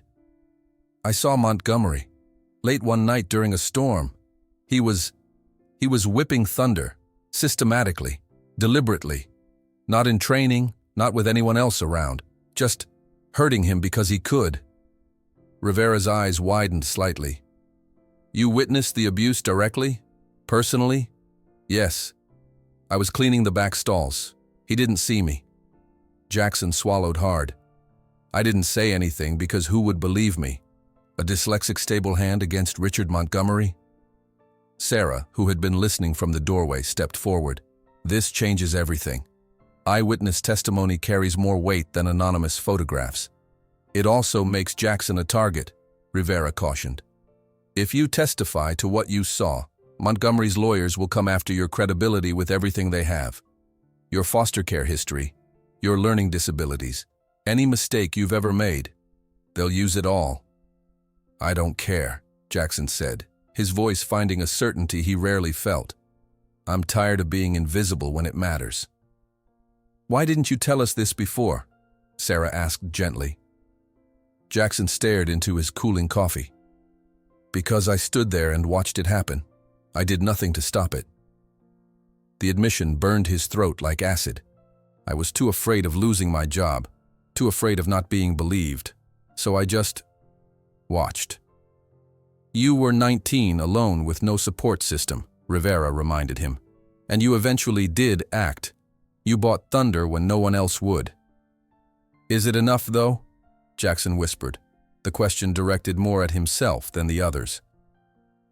Later that afternoon, Jackson and Sarah worked with thunder in the paddock, attempting to simulate aspects of the upcoming demonstration. A small group of supporters, Dorothy's church friends, Washington, a few local riders, gathered at a respectful distance to create a controlled audience.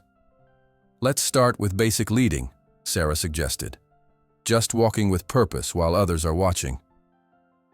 Thunder, who had grown comfortable with Jackson's touch, allowed the halter to be placed without resistance. But as they moved toward the gathered observers, the horse's demeanor changed. His ears flicked nervously, his steps became hesitant, and his head raised, nostrils flaring to catch the scents of strangers. "Easy," Jackson murmured, keeping the lead rope loose. "Just the same as always." But it wasn't the same. Thunder's rising anxiety was palpable, transmitted through the rope to Jackson's sensitive hands. When one of the observers shifted position suddenly, Thunder stopped abruptly, muscles tensing for flight. Jackson didn't pull or force.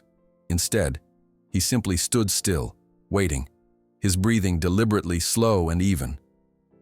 After several tense moments, Thunder's focus returned to him, drawn back by the familiar presence amidst unfamiliar circumstances. "Good boy," Jackson whispered, the praise barely audible. They continued this way for an hour, small steps forward, pauses when Thunder's anxiety peaked, patient waiting until he recentered. By the end, they had managed a complete circuit of the paddock with observers on all sides, a modest achievement that nonetheless represented significant progress. "It's not going to be enough," Jackson confessed to Sarah afterward. "The festival will have hundreds of people, noise, movement. This is like preparing for a hurricane with an umbrella." "We adapt," Sarah replied firmly. "We show Thunder's journey on his terms, not Montgomery's expectations." The next morning brought another practice session, this time with increased challenges. Rivera's son Miguel was among the observers, the first child Thunder had encountered since his rehabilitation began. Children's unpredictable movements and high-pitched voices often triggered fear responses in traumatized horses. "He can feel your nervousness," Miguel observed quietly as Jackson hesitated at the paddock gate. The boy rarely spoke directly to adults other than his father, making his insight all the more striking. "I'm trying not to be," Jackson admitted. "He trusts you more than you trust yourself," Miguel said simply, then returned to his father's side. The wisdom in the child's observation gave Jackson pause. He took a deep breath, centering himself before entering the paddock. Thunder greeted him with a soft nickering sound that had emerged only recently, a vocalization reserved exclusively for Jackson. Today's session began well, with Thunder following Jackson's lead more confidently than the day before. But when Washington introduced a new element, unfurling a bright blue tarp nearby to simulate unexpected visual stimuli, Thunder's reaction was immediate and severe. He reared up, pulling the lead rope from Jackson's hands, then galloped to the furthest corner of the paddock, trembling visibly. "Too much, too soon," Sarah called, moving to close the tarp. "Wait," Jackson said, holding up his hand. He walked slowly to the center of the paddock, then did something unexpected. He sat down in the grass, cross-legged, and began to sing. It was the same lullaby he'd used during the thunderstorm weeks earlier, the melody carrying across the paddock to where Thunder stood rigid with fear. Jackson didn't approach, didn't call, didn't make demands. He simply created a focal point of familiar comfort amidst the chaos of new stimuli. For long minutes, nothing changed. Thunder remained in his corner. Jackson continued singing. The observers watched in confused silence, some exchanging skeptical glances. Then, imperceptibly at first, Thunder's posture began to soften. His head lowered slightly from its high alert position. One ear turned toward Jackson's voice. When Thunder finally approached, it was on his own terms, a cautious, circuitous path that eventually brought him to stand directly before Jackson. The horse lowered his massive head until his muzzle rested gently on Jackson's shoulder, a gesture of such profound trust that several observers wiped away unexpected tears. "He's telling us something important," Washington remarked quietly to the gathered group. "Trust isn't about performance. It's about returning to connection after disruption." After the successful recovery, Jackson felt emboldened to try something more challenging. With Sarah's guidance, he introduced a saddle blanket, something that had previously triggered panic in Thunder, likely associated with painful memories of forced training. This time, Jackson approached differently. Rather than attempting to place the blanket on Thunder's back immediately, he laid it on the ground and sat beside it, casually, as if it were of no importance. Then he began reading poetry, creating the familiar routine that had formed the foundation of their relationship. Thunder's curiosity eventually overcame his caution. He approached the blanket, sniffing it thoroughly before returning his attention to Jackson's voice. Only after 20 minutes of this acclamation did Jackson slowly lift the blanket, allowing Thunder to inspect it at each stage of movement. When he finally rested it gently against Thunder's side, the horse flinched but remained in place, a victory so significant that Sarah documented it carefully for the court record. "Progress," she said approvingly. "Not performance ready, but definitely progress." That evening after the practice session, Jackson received a phone call from Rivera. "Montgomery's people have been interviewing your former foster families," the attorney warned. "They're building a character narrative against you." Jackson closed his eyes briefly. "What are they saying?" "Nothing specific yet, but Jackson," Rivera hesitated. "If there's anything in your past that could be used against you, I need to know now." The question hung between them, heavy with implication.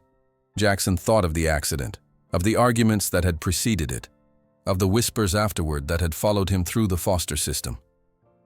"They'll say I was difficult," he finally replied. "That I caused problems because of my dyslexia, that I was uncommunicative, withdrawn, and about the accident." His voice caught. "They might suggest I had something to do with it. I was the only one who walked away." Rivera's silence spoke volumes before he finally responded. "We'll prepare for all possibilities. But Jackson, remember, this case is ultimately about Thunder's welfare, not your past." The words were meant as reassurance, but they struck Jackson differently. If his past became a liability to Thunder's future, what then? The final day before the demonstration dawned clear and warm. Jackson woke early, the weight of tomorrow's challenge pressing on his chest like a physical presence. He found himself in Thunder's stall before sunrise, the horse watching him with those intelligent eyes that somehow always seemed to see beyond Jackson's carefully constructed walls. "I don't know if we're ready," Jackson admitted softly, running his hand along Thunder's neck. "But I promise you this, whatever happens tomorrow, we face it together." Thunder's response was to lower his head, pressing his forehead gently against Jackson's chest in a gesture that had become their unique form of communication. In that silent exchange, Jackson felt something pass between them. Not just trust, but a kind of mutual recognition of the journey they'd undertaken together. Later that morning, Washington arrived with unexpected news. "Montgomery's bringing his professional training team to the demonstration," he reported grimly. 8 riders on his finest horses, performing before and after your segment. They're calling it context. "Intimidation, you mean," Sarah corrected, her expression hardening. Visual contrast between professional showmanship and Jackson's relationship-based approach. Jackson absorbed this information silently, understanding the strategic humiliation Montgomery had orchestrated. 8 professional trainers on immaculately groomed, perfectly behaved horses would make Thunder's tentative progress seem amateur and inadequate by comparison. As the day progressed, supporters continued arriving at Dorothy's farm, bringing food, offering encouragement, helping with preparations. The community that had formed around Jackson and Thunder had grown beyond anything he could have imagined when he'd placed that solitary bid at the auction months ago. In the late afternoon, as golden light slanted across the paddock, Jackson attempted one final practice session. This time, with careful preparation from Sarah and Washington, they introduced multiple challenging elements simultaneously. A small audience, unexpected sounds, fluttering fabric. Thunder remained connected to Jackson throughout, his trust holding firm despite the stimuli. "You've done everything you can," Sarah reassured him afterward. "Whatever happens tomorrow, that bond is real." That evening, as twilight deepened into darkness, Jackson sat alone on Dorothy's porch steps, his mind racing with possibilities and fears for the following day. The sound of approaching vehicles drew his attention to the driveway, where headlights cut through the gathering dusk. His heart sank as he recognized the distinctive silhouette of Montgomery's vehicles approaching. A line of 8 horsemen on magnificent mounts, riding in perfect formation toward the farm. The message was unmistakable, a display of power, a preview of tomorrow's humiliation, a final attempt at intimidation before the public spectacle. The line of riders halted at the edge of Dorothy's property, their silhouettes stark against the darkening sky. Jackson stood frozen on the porch steps, his heart hammering against his ribs. The tactical brilliance of Montgomery's move was undeniable. 8 perfectly trained horses with impeccably postured riders, a living tableau of everything Thunder wasn't, everything Jackson couldn't provide. "Quite the welcoming committee," Montgomery called from the center of the formation. His voice carried easily across the evening air, confident and amused. "Just a final practice run before tomorrow's demonstration. Thought you might appreciate seeing what real horsemanship looks like." The riders fanned out in perfect synchronization, executing a series of complex maneuvers that transformed the dirt road into an impromptu arena. Their horses moved like extensions of their bodies, responding to invisible cues, performing with machine-like precision. It was beautiful in its way, and utterly devastating as a comparison to what Jackson and Thunder might manage tomorrow. Dorothy emerged from the house, her small frame somehow commanding as she stood beside Jackson. "Richard Montgomery," she called, her voice carrying surprising strength. "You're trespassing. Again." Montgomery chuckled, the sound carrying a sharp edge. "Public road, Dorothy. Just passing by." He gestured to his riders. "My team is looking forward to providing proper context for tomorrow's exhibition." The pause before the final word carried volumes of condescension. From the barn came a distressed whiny Thunder, sensing the unfamiliar horses, their disciplined energy so different from his own wounded spirit. Jackson turned away from Montgomery's display without another word, hurrying toward the sound of distress that pulled at him more powerfully than any intimidation tactic. Inside the dim barn, Thunder paced his stall, eyes wide, nostrils flaring. When Jackson appeared, the horse froze, then approached the stall door with clear relief, as if Jackson's presence alone provided an anchor in the storm of anxiety. "It's okay," Jackson murmured, slipping inside. "They're just trying to scare us. But we know something they don't." He placed his palm against Thunder's warm neck, feeling the tremors beneath the skin. "We know who we are together." Outside, the sound of hoofbeats faded as Montgomery's display concluded. Sarah appeared in the barn doorway, her expression a mixture of anger and concern. "That man," she said, the 2 words containing a universe of disgust. "Using those horses like weapons." "They were beautiful, though," Jackson admitted, still stroking Thunder's neck. "Perfectly trained." "Trained," Sarah emphasized. "Not connected. There's a difference." She approached the stall carefully. "How's he doing?" "Scared," Jackson replied simply. "Same as me." The night passed with agonizing slowness. Jackson slept fitfully in the small tack room adjacent to Thunder's stall, waking at every unfamiliar sound. By dawn, exhaustion had settled into his bones, but adrenaline kept him moving as preparations began for the day's ordeal. "Remember," Sarah advised as she helped Jackson load essential supplies into Dorothy's old truck, "this isn't about performing tricks, it's about showing the journey." Washington arrived early, bringing a small group of supporters who would travel to the demonstration grounds ahead of them to secure favorable positions in the audience. Their dedication touched Jackson deeply. These people who had their own jobs, their own lives, yet chose to stand with him and Thunder against the machinery of wealth and privilege. "My grandson's coming too," Washington said, his weathered face creasing with rare humor. "Says he wouldn't miss seeing that poetry horse for anything." The loading of Thunder into the trailer presented the first major challenge of the day. Despite weeks of practice, the horse balked at the threshold, trembling with remembered fear. Jackson didn't rush or force, simply standing beside the ramp, speaking in that low, steady voice that had become their private language. "Same as always," he murmured. "Just you and me." After 15 tense minutes that felt like hours, Thunder finally stepped onto the ramp and into the trailer. Jackson moved with him, maintaining physical contact throughout, his presence the single constant in a day of frightening variables. The drive to the demonstration grounds passed in tense silence. Rivera met them at the designated unloading area, his expression grave as he briefed them on last-minute developments. "Montgomery's pulled strings to pack the judges' panel with his associates," he explained, "and they've scheduled you immediately after his team's performance." "Maximum contrast," Sarah observed grimly. "Also," Rivera continued, his voice dropping, "there's been a change to the format. They're requesting that after your initial demonstration, you allow one of their trainers to approach Thunder, to assess his responsiveness to standard handling techniques." Jackson's stomach tightened. They want to trigger him, prove he's still dangerous. "Exactly. I've objected but been overruled."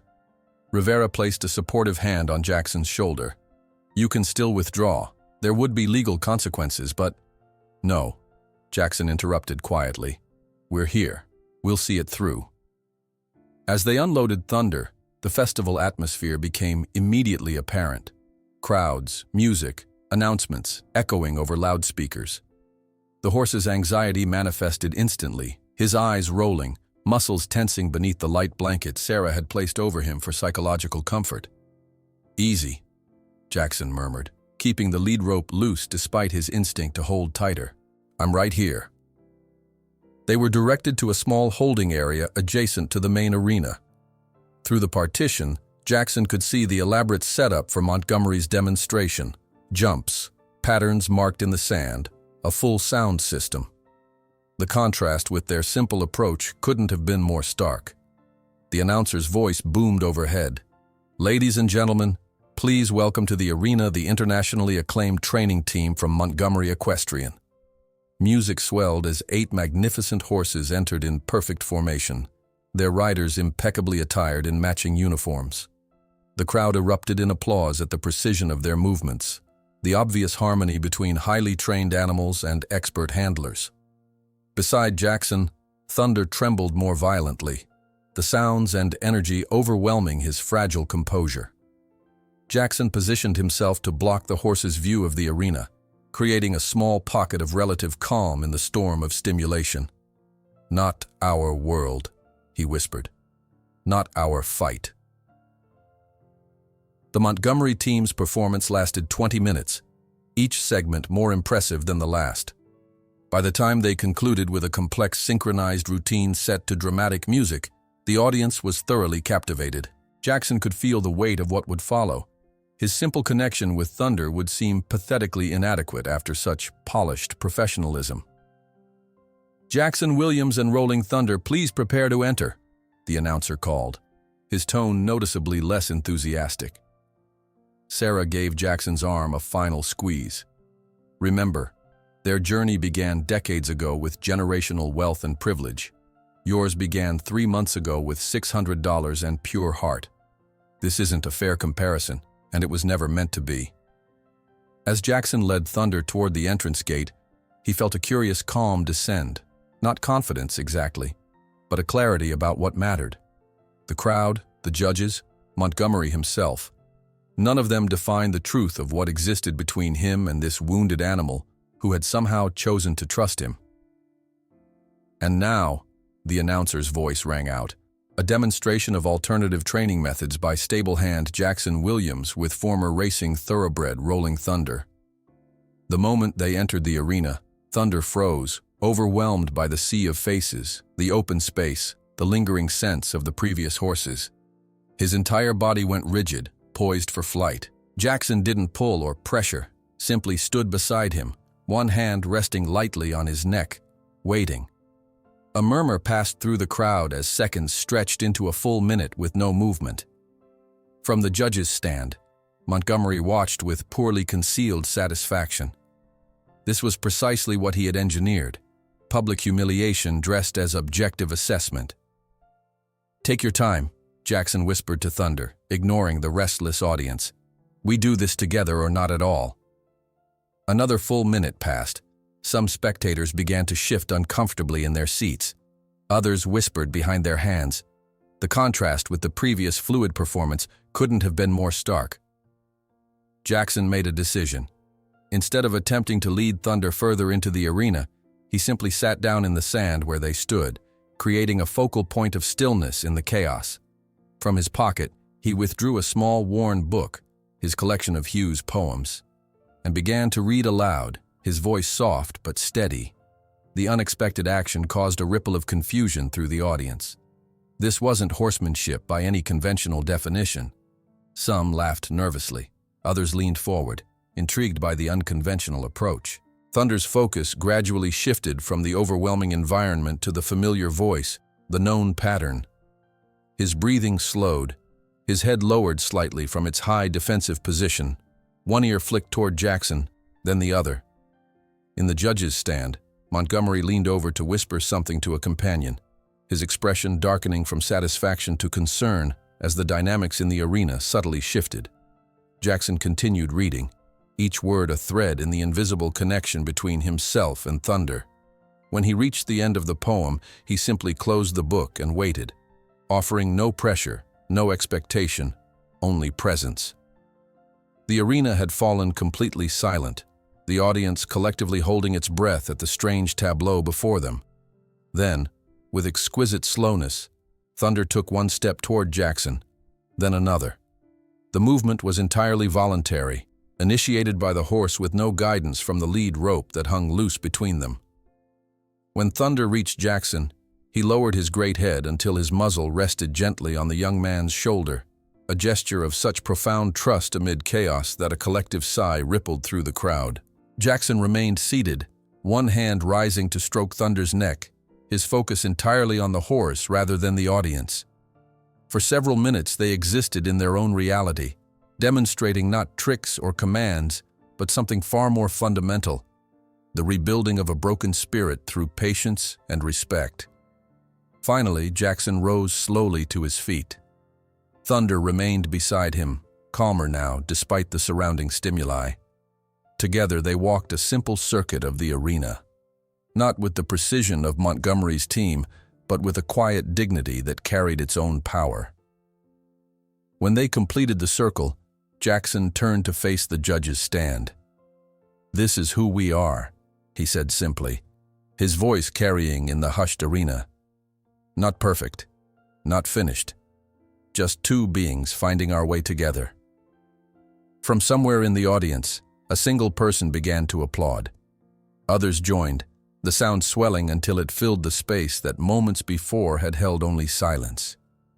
Montgomery remained seated, his expression unreadable as he watched his carefully orchestrated humiliation transforming into something entirely unexpected. The announcer, clearly uncomfortable with the deviation from script, cleared his throat. "And now, as per the demonstration guidelines, we invite senior trainer Michael Donovan from Montgomery Equestrian to approach the horse for standard handling assessment." A tall man in the Montgomery uniform entered the arena, moving with the confident stride of someone accustomed to commanding animals through sheer presence. As he approached, Thunder's demeanor changed instantly, ears flattening, nostrils flaring, body tensing with recognition not of the specific man, but of the energy he carried. While recording this, journalist from the Louisville Courier approached Jackson with a recorder. "I've heard rumors about training methods at Willow Creek. You worked there, didn't you?" What exactly did you witness Mr. Montgomery doing to this horse? The question echoed across the suddenly silent field, all attention turning to Jackson, including Montgomery's threatening glare.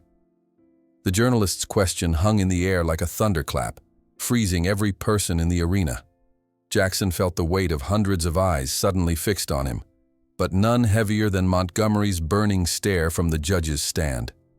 Thunder sensed the sudden tension, shifting nervously beside Jackson, pressing closer as if offering support. For one breathless moment, Jackson hesitated. The path before him split clearly: speak the truth and face Montgomery's wrath, or retreat into the safety of silence that had protected him most of his life. His gaze swept across the arena, past Montgomery's threatening glare, past the confused spectators, landing finally on Sarah and Washington standing at the gate, their expressions conveying a simple message. It's your choice. Yes, Jackson said, his voice surprisingly steady. I worked the night shift at Willow Creek, and yes, I witnessed Mr. Montgomery personally abusing this horse. The crowd's murmur swelled as the journalist thrust the recorder closer. Could you be specific about what you saw? Jackson took a deep breath, one hand still resting on Thunder's neck, drawing strength from the connection. 3 months ago, during a thunderstorm, I was cleaning the back stalls when I saw Mr. Montgomery enter Thunder's stall with a training whip.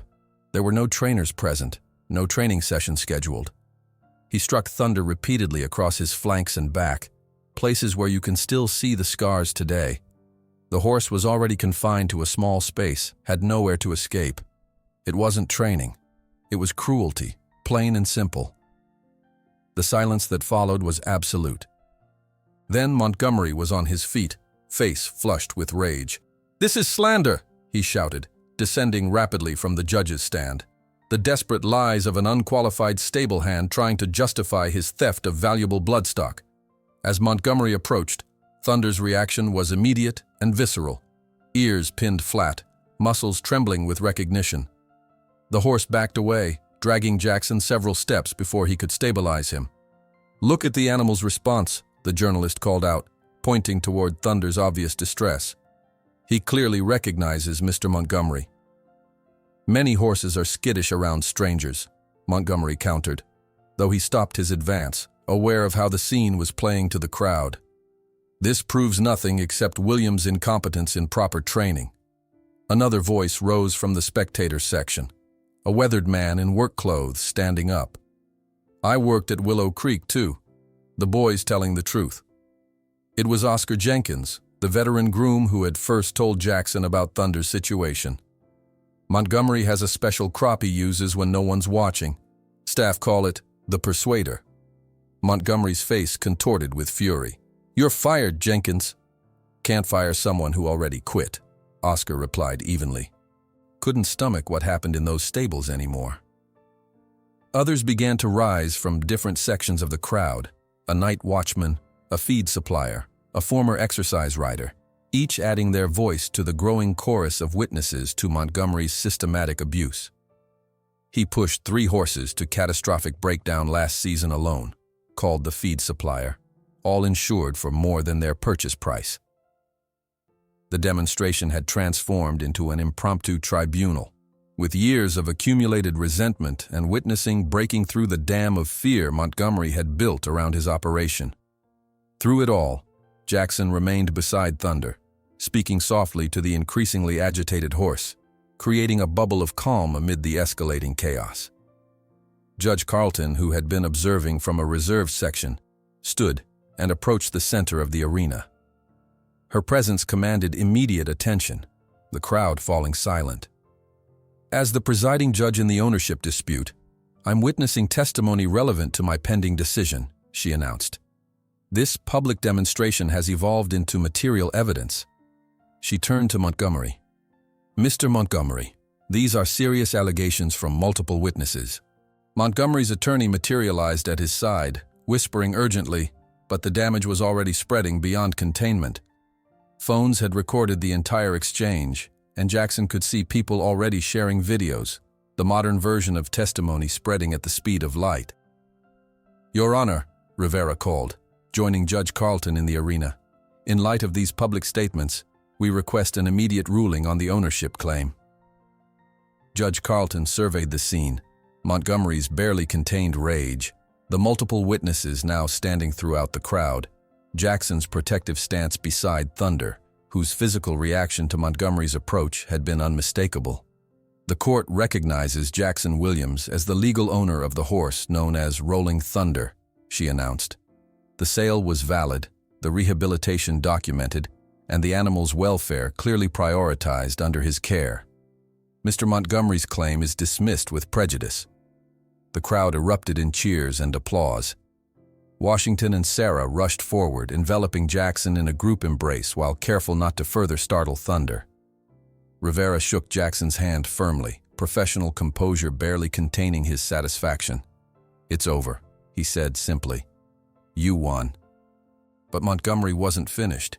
He pushed past his attorney, approaching Jackson with cold fury etched into every line of his face. "This isn't victory, boy," he hissed, low enough that only Jackson could hear. "This is the beginning of your nightmare. I have resources you can't imagine, and a very long memory." Jackson met his gaze steadily. "So does he," he replied, nodding toward Thunder. "The difference is, he's choosing to heal rather than hurt others with his pain." Montgomery's face flushed darker, but before he could respond, photographers surrounded them, capturing the moment. The powerful magnate confronting the young stable hand who had defied him, with Thunder standing protectively at Jackson's side. Within hours, the story had spread far beyond the equestrian community. Local news vans clustered outside Dorothy's farm, reporters seeking interviews about the poetry horse and his unlikely champion. Jackson, overwhelmed by the attention, retreated to the quiet sanctuary of the stable, where Thunder greeted him with a soft nickering that seemed to say, "We survived." The following days brought a bewildering array of changes. People appeared at the farm hoping to see Thunder, some bringing children with learning disabilities, others with their own rescued animals seeking advice.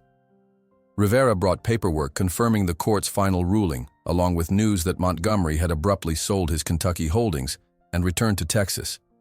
"He's facing investigations into insurance fraud and animal cruelty now," Rivera explained. "Your testimony opened a floodgate." "I never wanted to destroy him," Jackson said quietly. "I just wanted to save one horse." "Sometimes justice requires both," Sarah remarked, reviewing Thunder's latest medical charts with satisfaction. "His recovery is remarkable, physically and emotionally. You've given him a second life." A week after the demonstration, Jackson received an unexpected letter bearing the emblem of the University of Kentucky.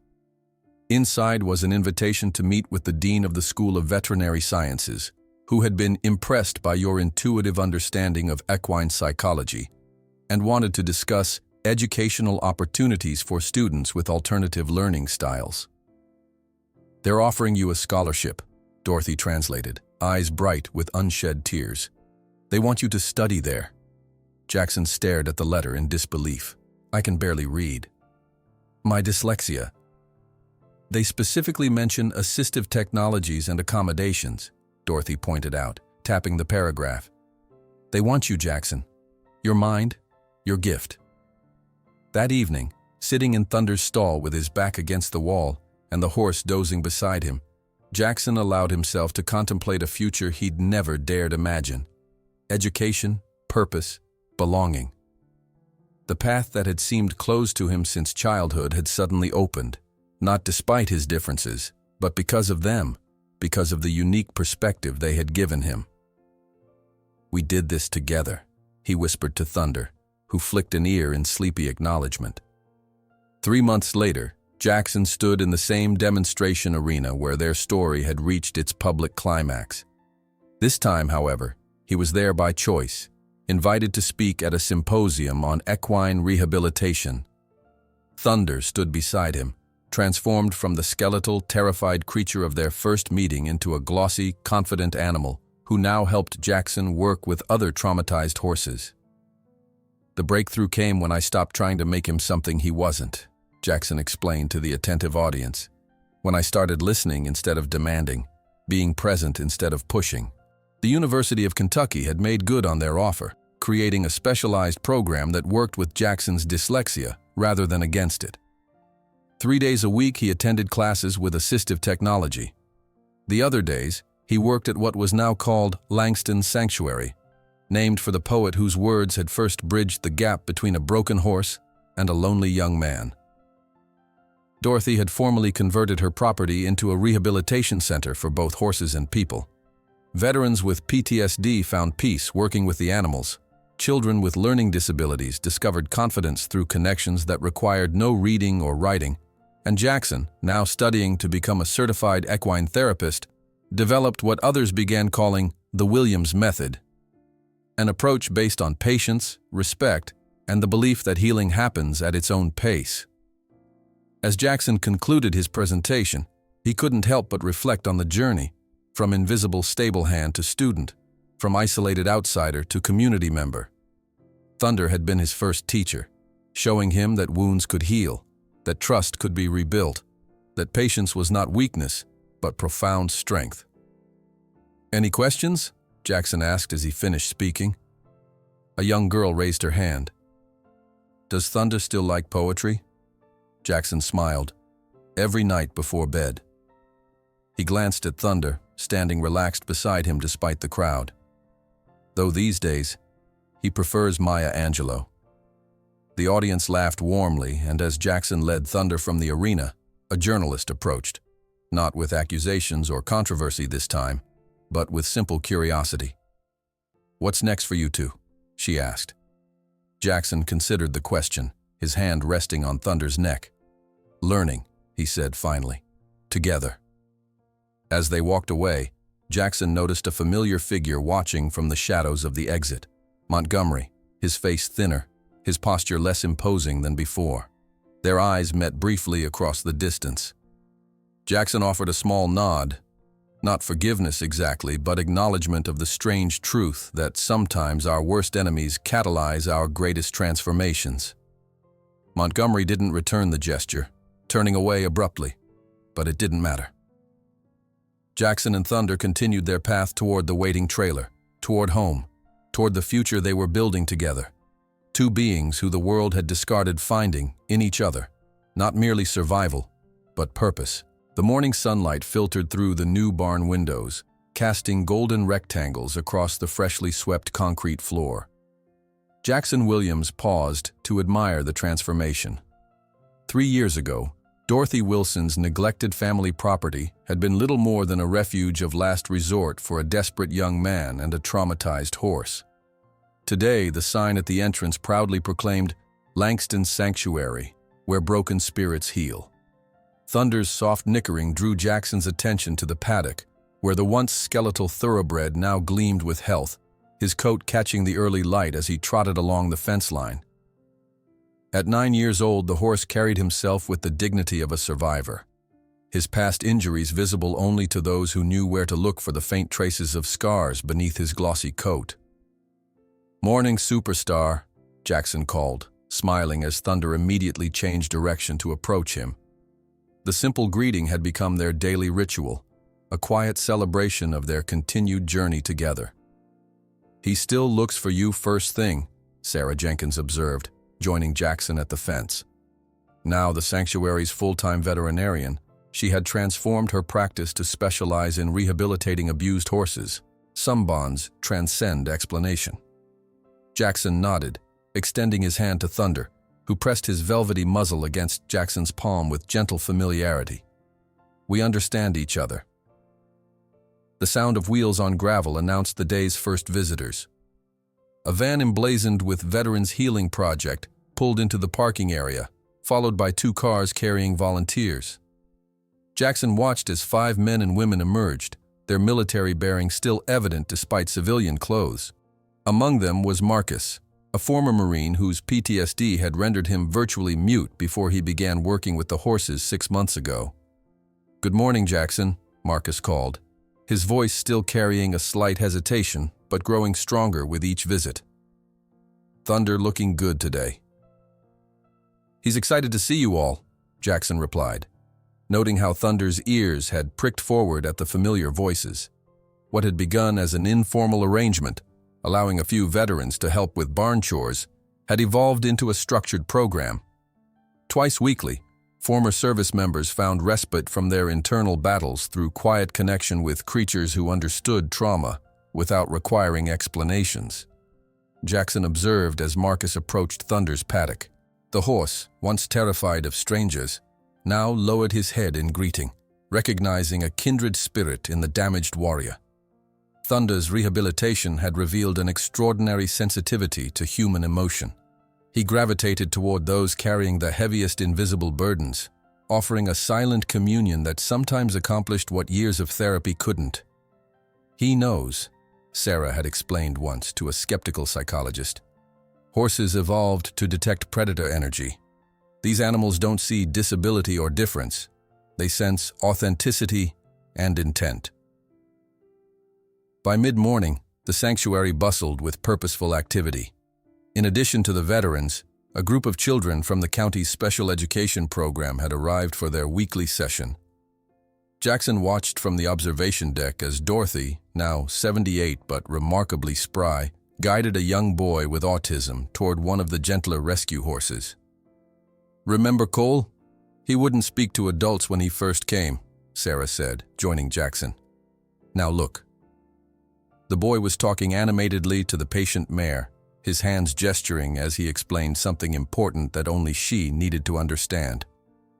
His mother stood nearby, tears glistening in her eyes at this display of connection from a child who struggled with human interaction. Jackson's phone vibrated with a message from the university.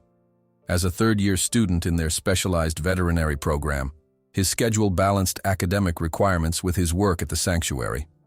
The text confirmed his afternoon presentation to first-year students, a session on alternative approaches to equine rehabilitation.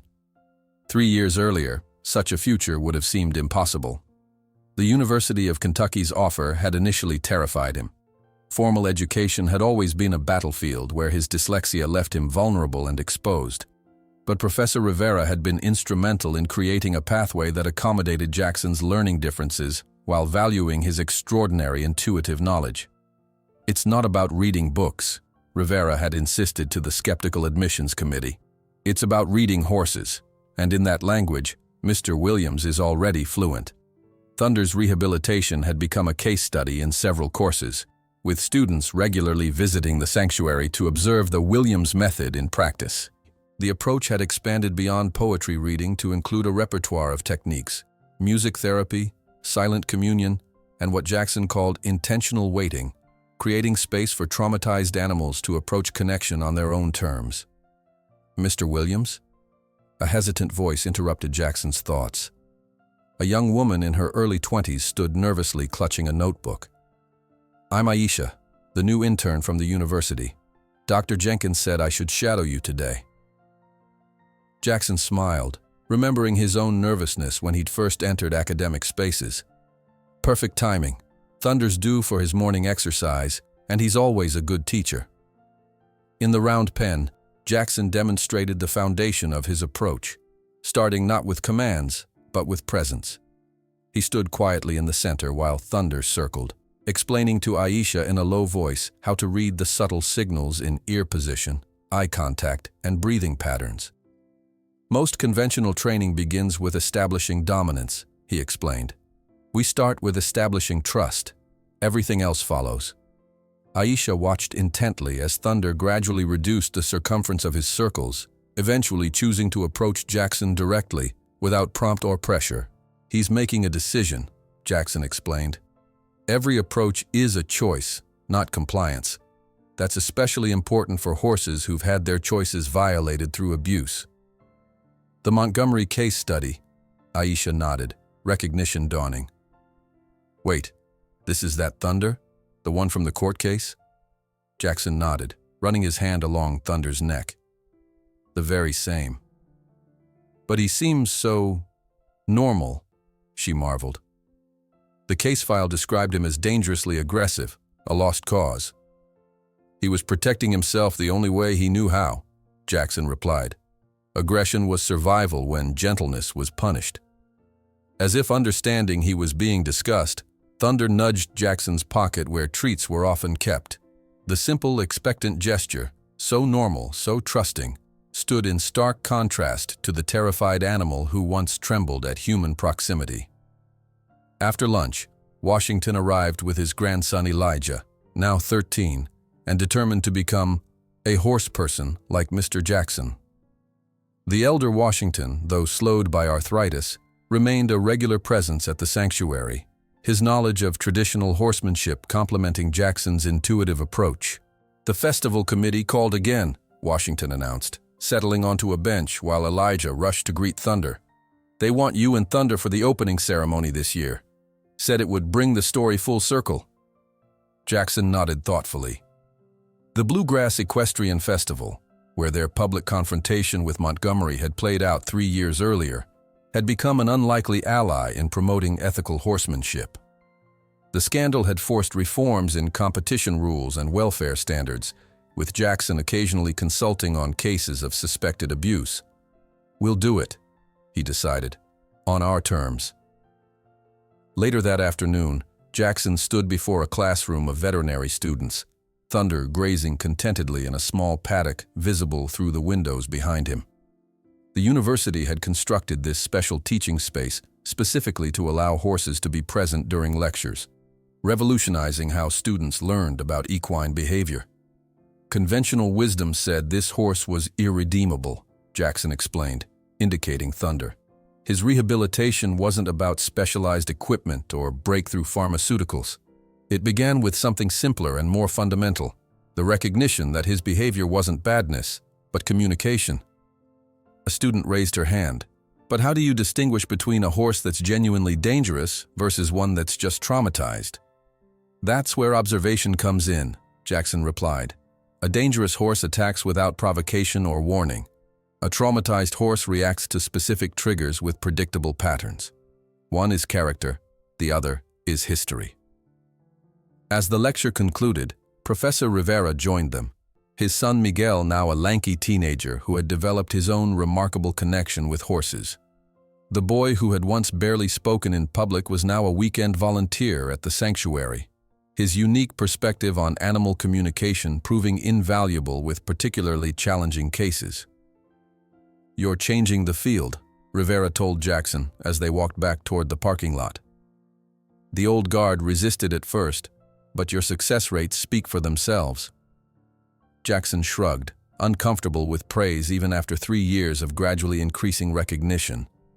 "The horses do the real work.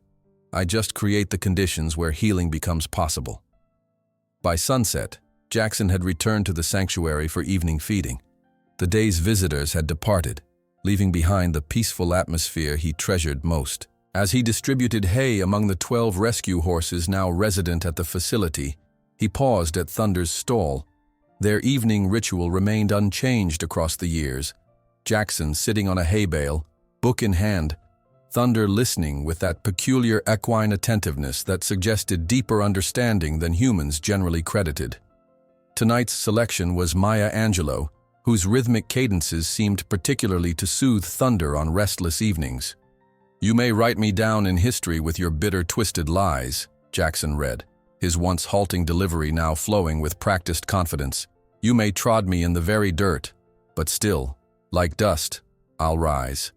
Thunder's soft exhale seemed almost like agreement as he rested his head over the stall door, eyes half closed in contentment. These quiet moments remained the heart of their connection. Not the public demonstrations or academic case studies, but the private communion between two beings who had found in each other something irreplaceable. A gentle knock at the barn door interrupted the reading. Dorothy stood there holding an envelope. "Special delivery," she said, handing it to Jackson, "from the Kentucky Racing Commission." Inside was a formal invitation to present at the upcoming National Conference on Racing Reform, a gathering of the industry's most influential figures. The commission specifically requested Thunder's presence as a living testament to rehabilitation and second chances. As Jackson read the letter aloud, Thunder's ears flicked forward at the mention of his name. Dorothy smiled at the horse's apparent understanding. "Will you go?"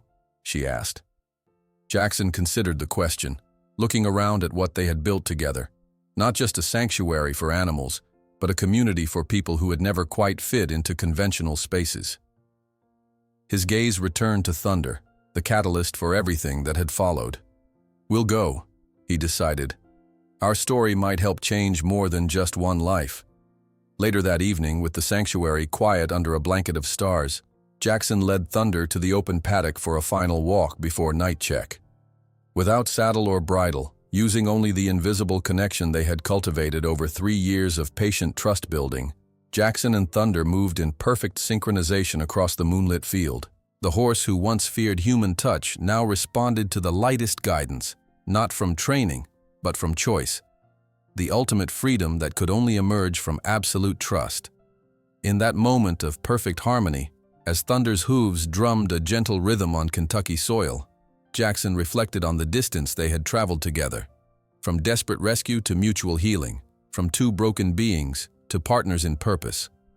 As Thunder broke into a willing canter, Jackson alongside him, their shadows merged into a single flowing shape against the silvered grass. Two souls who the world had discarded finding, in each other, not merely survival, but boundless, joyful flight.